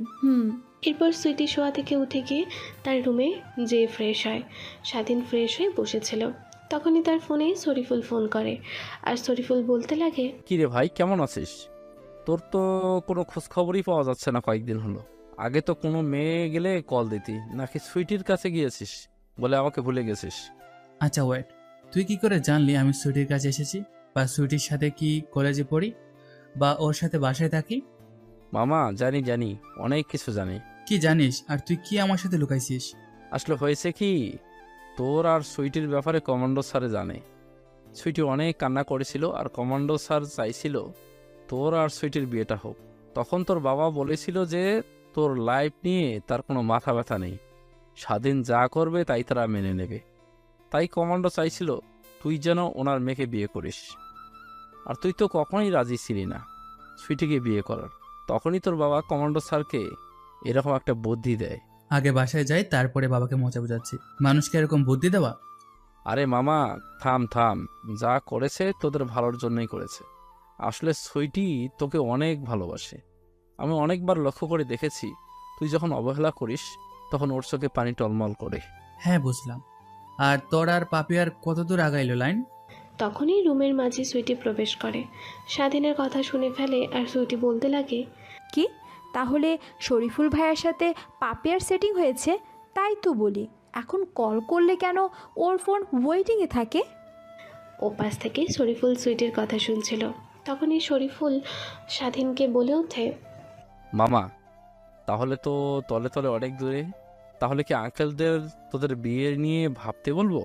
দেখ শরীফুল, একদমই আজে বাজে কথা বলবি না। আমি আগে অপারেশনটা শেষ করি, তারপর আমার অনেক দূর চিন্তা ভাবনা, তারপর আমার বিয়ে। কেন মামা? চিন্তা ভাবনা তো বিয়ের পরেও করা যাবে। তাহলে তুই বিয়েটা করে ফেলছিস না কেন? আসলে আমি তাই ভাবছি। এভাবেই আরও কথা বলে স্বাধীন ফোন রেখে দেয়। পাশ থেকে তাদের সকল কথোপকথন শুনছিল সুইটি। ফোন কেটে দিয়ে সুইটির দিকে তাকিয়ে স্বাধীন বলতে লাগে, কি হয়েছে তোমার? এরকম আমার কাছে এসে আমার কথা শুনছিলে কেন? আসলে একা একা আর কতক্ষণ বাসে থাকবো, চলেন একটু বাইরে থেকে ঘুরে আসি। এই অবস্থা নিয়ে বাইরে যাবে কি করে বলো? আরে আপনার অবস্থা তো অনেকটা উন্নতি হয়েছে, চলেন না টুকটুক করে হাঁটি। আচ্ছা চলো, বেশি দূর কিন্তু যাব না, এই শুধুমাত্র পার্কে গিয়ে হাঁটবো। পার্ক দিয়ে হাঁটলে চলবে না, শুধু যাওয়া লাগবে। এরপর সারাদিন সুইটি তাদের বাসার সামনে পার্কে হাঁটছিল হাতে হাত ধরে। তারপর সামনে একটা ফুচকার দোকান দেখে সুইটি বলতে লাগলো, চলেন না ফুচকা খাবো, অনেক দিন হলো খাই না, আপনি আসার পর থেকে ফুচকা খাই না। কেন, আমি আসার পর থেকে ফুচকা খাও? আগে প্রত্যেক দিন বিকেলে পার্কে এসে ঘুরতাম, কিন্তু তুমি আসার পর থেকে পার্কে তেমন আসা হয় না। ও, তাহলে চলো টেবিলে গিয়ে বসি। এরপর ফুচকাগুলোকে উদ্দেশ্য করে বলে, আঙ্কেল 2 প্লেট ফুচকা দিবেন, দুটাতে একটু ঝাল বেশি। তারপর থেকে স্বাধীন বড় বড় চোখ করে সুইটির দিকে তাকিয়ে বলতে লাগে, আরে আমি তো তেমন ঝাল খেতে পারি না, আমারটা একটু ঝাল কম। সমস্যা নেই, আপনার যখন ঝাল লাগে আমাকে বলবেন, আমি আপনাকে মিষ্টি দিব, তখন আর আপনার ঝাল লাগবে না। এরপর সুইটি চোখে ইশারা দিয়ে বলল স্বাধীনের প্লেটে একটু বেশি ঝাল দিতে। একটু পর ফুচকাওয়ালা 2টা প্লেট নিয়ে তাদেরকে দিল। দুজনে ফুচকা খেতে লাগলো। হঠাৎ স্বাধীন একটা চিল্লানিতে বলতে লাগলো, এত ঝাল কেন? এর আগে কখনো এত ঝাল আমি পাইনি। পাশ থেকে সুইটি হাসি মাখা মুখ নিয়ে বলতে লাগে, অনেক ঝাল লেগেছে, মিষ্টি খাবে কি তুমি? আমি ঝালে মরে যাচ্ছি, তুমি আমার সাথে ঠাট্টা করছো? এইখানে তুমি মিষ্টি পাবে কোথা থেকে? তুমি খাবে কিনা বলো, মিষ্টি আনতেছি আমি। খাবো, ঝালে তো মরে যাচ্ছে একদম। এরপর সুইটি দুজনের ঠোঁট এক করে দেয়। প্রায় 5 মিনিট পর ছাড়ে। তখন স্বাধীন জোরে জোরে শ্বাস নিয়ে বলে ওঠে, আমি তোমার কাছ থেকে কি এই মিষ্টি চেয়েছি? তো তুমি কোন মিষ্টি ভেবেছিলে? আমিও তো মিষ্টি মানে সুইট। এতক্ষণ ধরে কেউ কিস করে নাকি? আর একটু ধরে রাখলেই নির্ঘাত অন্য জগতে চলে যেতাম। তারপর দুজনে বিকালে পার্কে অনেক ঘোরাঘুরি করে। সন্ধ্যায় ফেরে বাসায় গিয়ে স্বাধীন সুইটি যার যার রুমে গিয়ে ফ্রেশ হয়ে নেয়। একটু পর সুইটি স্বাধীনের রুমে চলে যায়। স্বাধীনকে উদ্দেশ্য করে বলে, এনো ওষুধগুলো খাও, আমি না থাকলে তোমাকে কে মনে করে ওষুধ খাওয়াতো? তারপর সুইটি তার রুমে গিয়ে শুয়ে পড়ে। পরদিন সকালবেলা ঘুম থেকে ওঠে। সুইটি গিয়ে রান্না করে। অন্যদিকে স্বাধীন ঘুম থেকে উঠে ফ্রেশ হয়। আজকে সে কলেজে যাবে। তখনই সুইটি তার কাছে এসে বলে, তাড়াতাড়ি করে খাবার টেবিলে আসো। এরপর সেদিন খাবার টেবিলে যেয়ে দেখে অনেক রান্না করেছে সুইটি। তখন সুইটিকে উদ্দেশ্য করে বলে, কখন ঘুম থেকে উঠে এগুলো রান্না করেছো আমার জন্য? আমি ফজরের আজানের সময় উঠেছি, উঠে নামাজ পড়ে তোমার জন্য রান্না শুরু করেছি। ও, তাহলে আজ আমি কলেজে যাব, তুমি কি যাবে আমার সাথে? যাব, বাট দুজনে রিক্সা করে। আজকে আবার সৌরভ দেখে ফেললে জানি না কি করবে। তারপর দুজন খাওয়া দাওয়া শেষ করে কলেজের উদ্দেশ্যে রওনা হয়। একটু পর কলেজে গিয়ে পৌঁছায়। ক্লাসরুমে ঢুকতে যাবে তখনই পাশ থেকে সৌরভ আর সৌরভের বন্ধুরা স্বাধীনকে উদ্দেশ্য করে বলে, দেখ দেখ, প্রেমিকপুরে যাচ্ছে। ওই দিন ওকে এত মারধর করলাম, কিন্তু দেখ আজকে আবার কলেজে এসেছে। ছেলেটা ইতিহাস গড়ল। আমাদের মার খাওয়ার পর সব ছেলেরা কলেজ থেকে পালিয়ে যায়, কিন্তু এই ছেলেটা না পালিয়ে আবার ফিরে এসেছে কলেজে। এরপর আরও নানান ধরনের কথা বলে স্বাধীনকে উদ্দেশ্য করে। তাদের কথায় স্বাধীন কোনো পাত্তা না দিয়ে সোজা তাদের ক্লাসরুমে গিয়ে ছুটে বসে পড়ে। অন্যদিকে সুইটি ও স্বাধীনের আসার একটু পর ক্লাসরুমে ঢুকে পড়ে। এভাবেই ক্লাসটা পার হয়ে যায়। তারপর স্বাধীন সুইটি বাসায় চলে যায়। রাত্রের দিকে স্বাধীন বের হয় কলেজের উদ্দেশ্যে, কারণ অনেক ছেলে বলছিল যে তাদেরকে 2 দিন যাবৎ কোনো নেশা দেয় না, হয়তো 2-1 দিনের ভেতরে বড় কোনো চালান আসবে, এর জন্য আর কি দেরি হচ্ছে। তারপর স্বাধীন কলেজের সামনে পৌঁছে দেয়াল টপকে সে আগের ঘটা জায়গায় চলে যায়। তখন তাদের সামনে স্কুলের এক স্যার চলে আসে আর সৌরভকে থাপ্পড় দেয়। সৌরভ আর সৌরভের বন্ধুদেরকে উদ্দেশ্য করে স্যার বলেন, তোদেরকে কতবার বলেছি নতুন কোনো ছেলেদের মাল দিবি না, দেখবি আজ থেকে আমাদের এই কলেজের দিকে কত বাহিনীর নজর থাকে। আর একদিন যদি তুই রিফাত নামের কাউকে মাল দিয়েছিস। জি ভাই, দিয়েছি। ছেলেটা 2 দিন যাবৎ ঘ্যান ঘ্যান করছিল, বিরক্ত হয়ে তাকে মাল দিয়েছি। শোন, এই কাজের কোনো কথা আর যেন না জানে ছেলেটা। না ভাই, না জানলে তো দিতাম না। ছেলেটা হচ্ছে আমাদের ভাই। কোনোভাবে যদি জানতে পারে যে তার ভাই মাদক সেবন করে আর তাদেরকে মাদক সাপ্লাই দিই আমরা, তাহলে কি হবে জানিস? এর জন্য তোদেরকে 2-1 দিন ধরে দেখা দিচ্ছি না। আর এই সৌরভদেরকে উদ্দেশ্য করে স্যার বড় একটা বক্স তাদের দিকে এগিয়ে দেয়। আর শোন, এই মালগুলো 7 দিনের ভিতরে বিক্রি করবি আর সকলের কাছ থেকেই ডাবল টাকা নিবি। জানি সবাই পাগল হয়ে গেছে এই 4-5 দিনে মাল না পেয়ে, তার জন্য কিছুদিন আমি মাল সাপ্লাই দেওয়া বন্ধ করে দিয়েছিলাম। স্যার আর সৌরভের সকল কর্তব্যকথন মোবাইল বন্দি করে রাখে স্বাধীন। তখনই আবার একটা ছেলেকে ঠাস করে থাপ্পড় দিয়ে বলতে লাগে, আর তোদেরকে কতবার করে বলেছি আমাদের ডিলার কলেজের ভিতরে হবে না, আর ডিল হবে বাইরের। শুধুমাত্র মাল সাপ্লাই দেব কলেজের ভিতরে। দারোয়ানকে তো টাকা দিয়ে কিনে নিয়ে আসি। আজকে একটুর জন্য ধরা পড়তে গিয়ে পড়িনি। কেন ভাই, কি করে ধরা পড়তে গিয়েছিলেন আপনি? স্কুলের পিয়ন সেই বক্সটা দেখে ফেলে আমি যখন স্টোর রুমেতে গিয়েছিলাম তখন। আমি স্টোর রুম থেকে আসার পরেও পিয়নকে ওখান দিয়ে ঘোরাঘুরি করতে দেখেছি। বোধহয় প্যাকেটের ভিতরে কি আছে কৌতূহল নিয়ে দেখেছে। ওর একটা ব্যবস্থা করতে হবে কালকে। তখনই সৌরভ একটু রাগান্বিত হয়ে বলতে লাগে, স্যার, তাহলে কি আমরা পিয়নকে মেরে ফেলবো? মাথা মোটার মতো কথা বলিস কেন? এমনিতে অনেক রিপোর্ট আছে আমার নামে। কলেজের সকল স্যার ম্যাডাম জানে আমার সাথে পিয়নের সম্পর্কটা ভালো না। এমন অবস্থায় যদি পিয়ন খুন হয় তাহলে সন্দেহ তীরটা কিন্তু আমার দিকে আসবে। ওর একটা মেয়ে আছে না, কলেজে আসার সময় তোরা সকলে মিলে গাড়িতে তুলবি, তারপর নির্জন কোনো স্থানে নিয়ে গিয়ে রেপ করবি, তারপর তা ভিডিও করবি। সেই ভিডিও দেখিয়ে পিয়নকে ব্ল্যাকমেল করা যাবে। এরপর আরও কথা বলতে লাগলো স্যার। স্যার আর সৌরভের সকল কথোপকথন রেকর্ড করে ফেলে স্বাধীন। যখন আসতে যাবে তখনই স্বাধীনের পা পাশে থাকা টেবিলের বায়াতে লাগে। তখনই শব্দ করে ওঠে। হঠাৎ এরকম শব্দ শুনে সকলে চমকে যায়। তখনই স্যার একটু ভয় মিশ্রিত কণ্ঠে বলে ওঠে, দেখ তো কে ওখানে দাঁড়িয়ে আছে, জলদি যা, আবার পালিয়ে যেতে পারে। এরপর স্বাধীন সেখান থেকে লাফ দিয়ে নিচে নেমে যায়। তারপর কলেজের দেয়াল টপকে বাসায় চলে আসে। অন্যদিকে স্যার ছেলেটাকে উদ্দেশ্য করে বলে, কিরে কাউকে পেলি? সৌরভের বন্ধু বলে ওঠে, না স্যার, কাউকে তো দেখলাম না। ইভেন নিচের দিকে তাকিয়ে আছি, কিন্তু কাউকে লক্ষ্য করিনি। বোধহয় কোনো বিড়াল টিড়াল হবে। এত রাতে এখানে বেরিয়ে আসবে কোথা থেকে? আচ্ছা, যা হবার হবে, আর তোরা একটু নিজেদেরকে খেয়াল রেখে কাজ করবি। তখন সৌরভ একটু পাট নিয়ে বলে ওঠে, আমাদেরকে নিয়ে আপনার ভাবতে হবে না স্যার, আমরা আমাদের খেয়াল রেখে কাজ করতে পারবো। তখনই স্যার রেগে যায় আর সৌরভকে উদ্দেশ্য করে বলতে লাগে, জানি তো তোমরা কীরকম কেয়ারফুল, এর জন্যই তো বললাম। আর নতুন যে ছেলেটা আছে না, পাগলের মতো দেখা যায়, চশমা পরে থাকে, ওর দিকে একটু নজর রাখো। ওকে আমার কীরকম জানি সন্দেহ মনে হচ্ছে। তখন পাশ থেকে সৌরভের বন্ধু সৌরভকে বলতে লাগে, আরে মামা, সেই পাগলা ছেলে স্বাধীনের কথা বলছে নাকি? তাই বোধ হয়। আমাদের কলেজে একমাত্র পাগল ছিল তো সেই। ফিস ফিসে কি বলছো তোমরা? তখনই সৌরভ মুচকি হেসে স্যারকে বলতে লাগে, স্যার, আপনি কি সেই ছেলেটার কথা বলছেন? একটু চুল বড় বড়, মোটা ফ্রেমে চশমা পরা, আর পরনে ঢিলে ঢালা জামা। ওর কথা বলছি। তোমরা চিনতে পারলে কিভাবে? আমাদের স্কুলে তো একমাত্র সেই ছেলেটাই ওই রকম পাগলের মতো, তাই আর কি বললাম। তোমরা যে একদিন ছেলেটাকে মেরেছো সেই খবর কিন্তু আমার কাছে এসেছে। কেন মেরেছো তাও কিন্তু জানি। এভাবে আরও কথা বলে স্যার আর সৌরভ কলেজ থেকে বেরিয়ে যায়। অন্যদিকে সুইটি অপেক্ষা করছে, এত রাত হয়ে গেল তাও স্বাধীন আসে না। একটু পর কলিং বেলের শব্দ পেয়ে সুইটি দৌড়ে গিয়ে দরজা খোলে। দরজা খুলে দেখে সামনে স্বাধীন দাঁড়িয়ে আছে। স্বাধীনকে দেখে সুইটি বলতে লাগে, কি হয়েছে আপনার? এত রাত্রে কোথায় গিয়েছিলেন? তোমাকে কতবার করে বলবো আমাকে এখানে লেখাপড়ার জন্য পাঠায় নাই। আমার একটা অপারেশন আছে আর সেই কাজে গিয়েছিলাম। কথাটা বলে সুইটিকে এড়িয়ে স্বাধীন রুমে চলে গেল। স্বাধীনের এরকম রাগান্বিত কথা দেখে সুইটি মনে মনে বলল, আমি আবার এরকম কি বললাম যে আমার উপর রেগে কথা বলছেন? যে হয়তো আজ এমন কিছু হয়েছে যার ফলে সে অনেকটা রেগে আছে। তার কাছ থেকে দূরে থাকতে হবে, কারণ সে রেগে গেলে নিজেকে সামলাতে পারে না। তারপর সুইটি কিচেন রুমে গিয়ে খাবার টেবিলে খাবার গুছিয়ে স্বাধীনের রুমের সামনে গিয়ে দরজায় টোকা দিয়ে বলতে লাগে, কই আপনার কি হলো? খাবার টেবিলে আসেন, খাবার নিয়ে বসে আছি।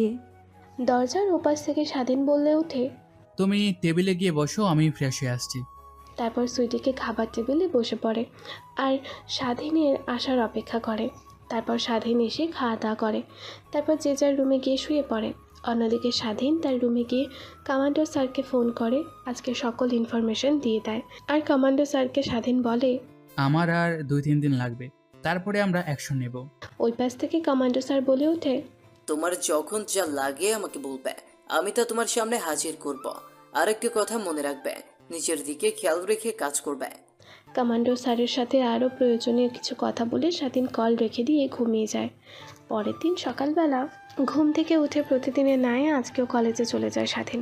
কলেজের গেট দিয়ে ভেতরে ঢুকতেই দেখতে পায় সৌরভ আর সৌরভের বন্ধুরা কলেজের পেছনে যাচ্ছে। তাদেরকে অনুসরণ করে স্বাধীনও পিছে পিছে যায়।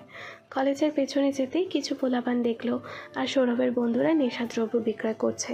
স্বাধীন ফোন বের করে তার কিছু পিক তুলে নিল। একটু পর সেখান থেকে স্বাধীন চলে এসে তার ক্লাসরুমে গিয়ে বসে পড়ে। এভাবেই কেটে গেল দিনটা। বাসায় এসে স্বাধীন সেনা কমান্ডোকে সকল ইনফরমেশনগুলো দেয়। এভাবে কেটে যায় আরও 7টা দিন। বিকালের দিকে কমান্ডোকে স্বাধীন ফোন করে আর বলতে লাগে, স্যার, ছেলেগুলোর কাছে যতগুলো নেশা ছিল সব বিক্রি হয়ে গেছে। হয়তো আজকে বস এসে ওদেরকে নেশা দ্রব্য দেবে। আমি চাচ্ছি আমরা তখনই ওদের উপর অ্যাটাক করব। কি বলেন আপনি? তখন কমান্ডার উদ্বেগ কণ্ঠে বলে ওঠে, হ্যাঁ, তোমার যা ইচ্ছা। আর অনেক দিন তো হয়ে গেল মিশনটাতে গিয়েছ, আর তুমি পর্যাপ্ত পরিমাণ প্রমাণ আগে সংগ্রহ করেছ। আজকে তাহলে ওদের শেষ দিন হবে। এরপর সেনা কমান্ডারের সাথে স্বাধীন আরও প্রয়োজনীয় কিছু কথা বলে ফোন রেখে দেয়। তারপর রাত্রিতে স্বাধীনের বের হওয়া দেখে সুইটি বলে ওঠে, কোথায় যাচ্ছ তুমি? খাওয়া দাওয়া করে যাও। স্বাধীন একটু চিন্তিত কণ্ঠে বলে ওঠে, আমি আসছি, তুমি খাওয়া দাওয়া করে শুয়ে পড়ো, আমার জন্য অপেক্ষা করো না। কই যাবি তুমি? এত রাত হবে যে আমাকে খাওয়া দাওয়া করে শুয়ে পড়তে বলছো? সে কথাটা না হয় আমি এসে বলি। সুইটিকে আর কোনো কথা বলতে না দিয়ে স্বাধীন সেখান থেকে চলে যায়। কলেজে গিয়ে স্বাধীন সকল সোলজারকে তার যার যার পজিশন দেখিয়ে দেয়। শুধু অপেক্ষা করতে থাকে কখন আসবে সেই ছেলেগুলো আর স্যার। অপেক্ষার প্রহর শেষে ছেলেগুলো কলেজে প্রবেশ করে। তখনই স্বাধীনের ইশারাতে চারিদিক থেকে গুলি বর্ষণ হয় তাদের ওপর। সৌরভ আর সৌরভের বন্ধুরা কিছু বুঝতে না পারায় সকলে মাটিতে শুয়ে পড়ে। তখনই স্বাধীন আর কমান্ডার অফিসার তাদের দিকে এগিয়ে গিয়ে বলতে লাগে, সবাই উঠে লাইন দিয়ে দাঁড়া। সৌরভের কথা বলা গলাটা দেখে কীরকম জানি চেনা চেনা মনে হলো। তখনই সৌরভ সামনের দিকে তাকায় আর দেখতে পায় স্বাধীন। স্বাধীনকে তো দেখে ওখানকার সবাই অবাক। তখনই স্যার সৌরভকে একটা থাপ্পড় দিয়ে বলতে লাগে, তোদেরকে কতবার করে বলেছিলাম এই ছেলেটার দিকে নজর রাখবি, কিন্তু তোরা আমার কথা গুরুত্ব দিসনি। দেখ, শেষে এই ছেলেটাই কিনা আমাদেরকে ধ্বংস করলো। এরপর সৌরভ আর স্যারকে গাড়িতে করে সেনাবাহিনী কোয়ার্টারে নিয়ে যাওয়া হয়। তখনই স্বাধীনকে সেনার সোলজাররা বাহবা দিচ্ছে। স্বাধীনের কাছে এগিয়ে এসে সেনা কমান্ডো বলতে লাগে, তুমি নিজেও জানো না কতটুকু উপকার করেছো স্কুলের জন্য। আমি তোমাকে আজ সত্যি কথা বলছি। আমি যখন স্কুলে আমার মেয়ের অ্যাডমিশন নিতে এসেছিলাম তখন এইখানকার প্রিন্সিপাল আমাকে সব খুলে বলে। তাই তোমাকে এইখানে পাঠিয়েছি।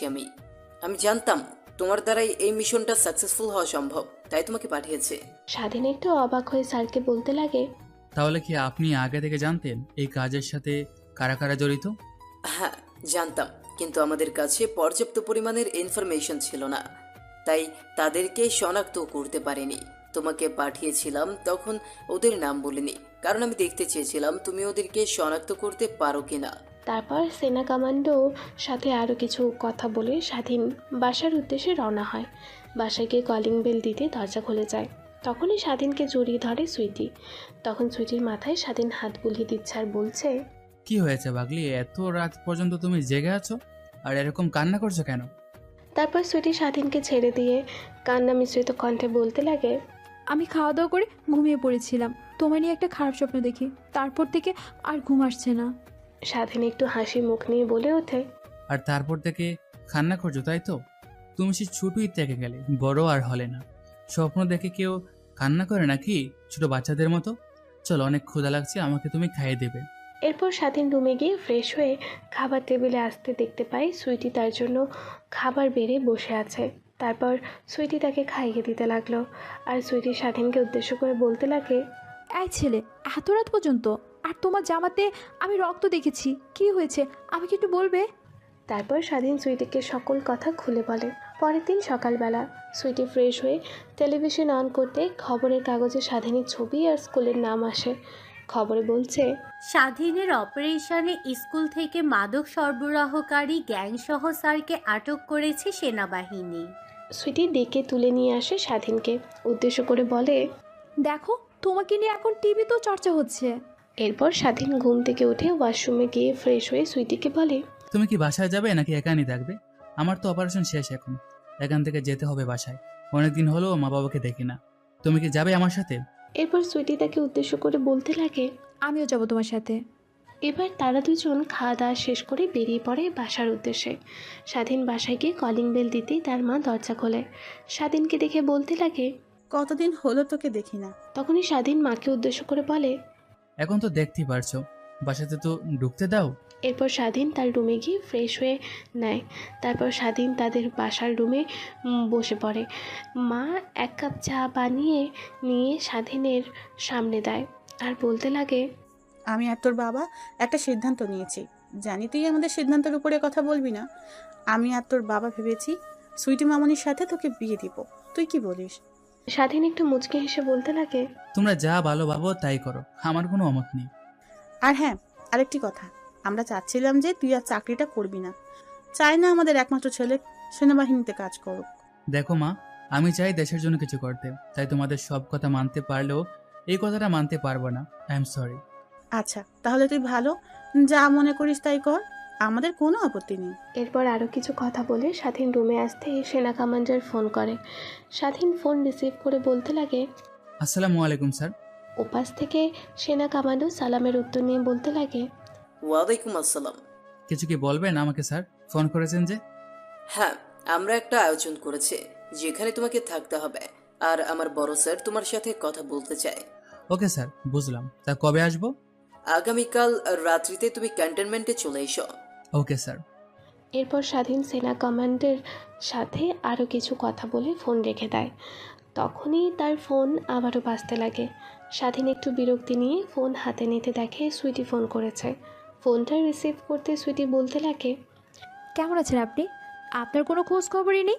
বাসায় এসে কি আমাকে ভুলে গেলেন? স্বাধীন একটু অবাক হয়ে সুইটিকে উদ্দেশ্য করে বলে, বাসায় এসে ফ্রেশ হয়ে খাবার দাবার খেয়ে মায়ের সাথে কিছু কথা বললাম, তারপর তোমার বাবার সাথে, আর তখনই তুমি কল করেছো।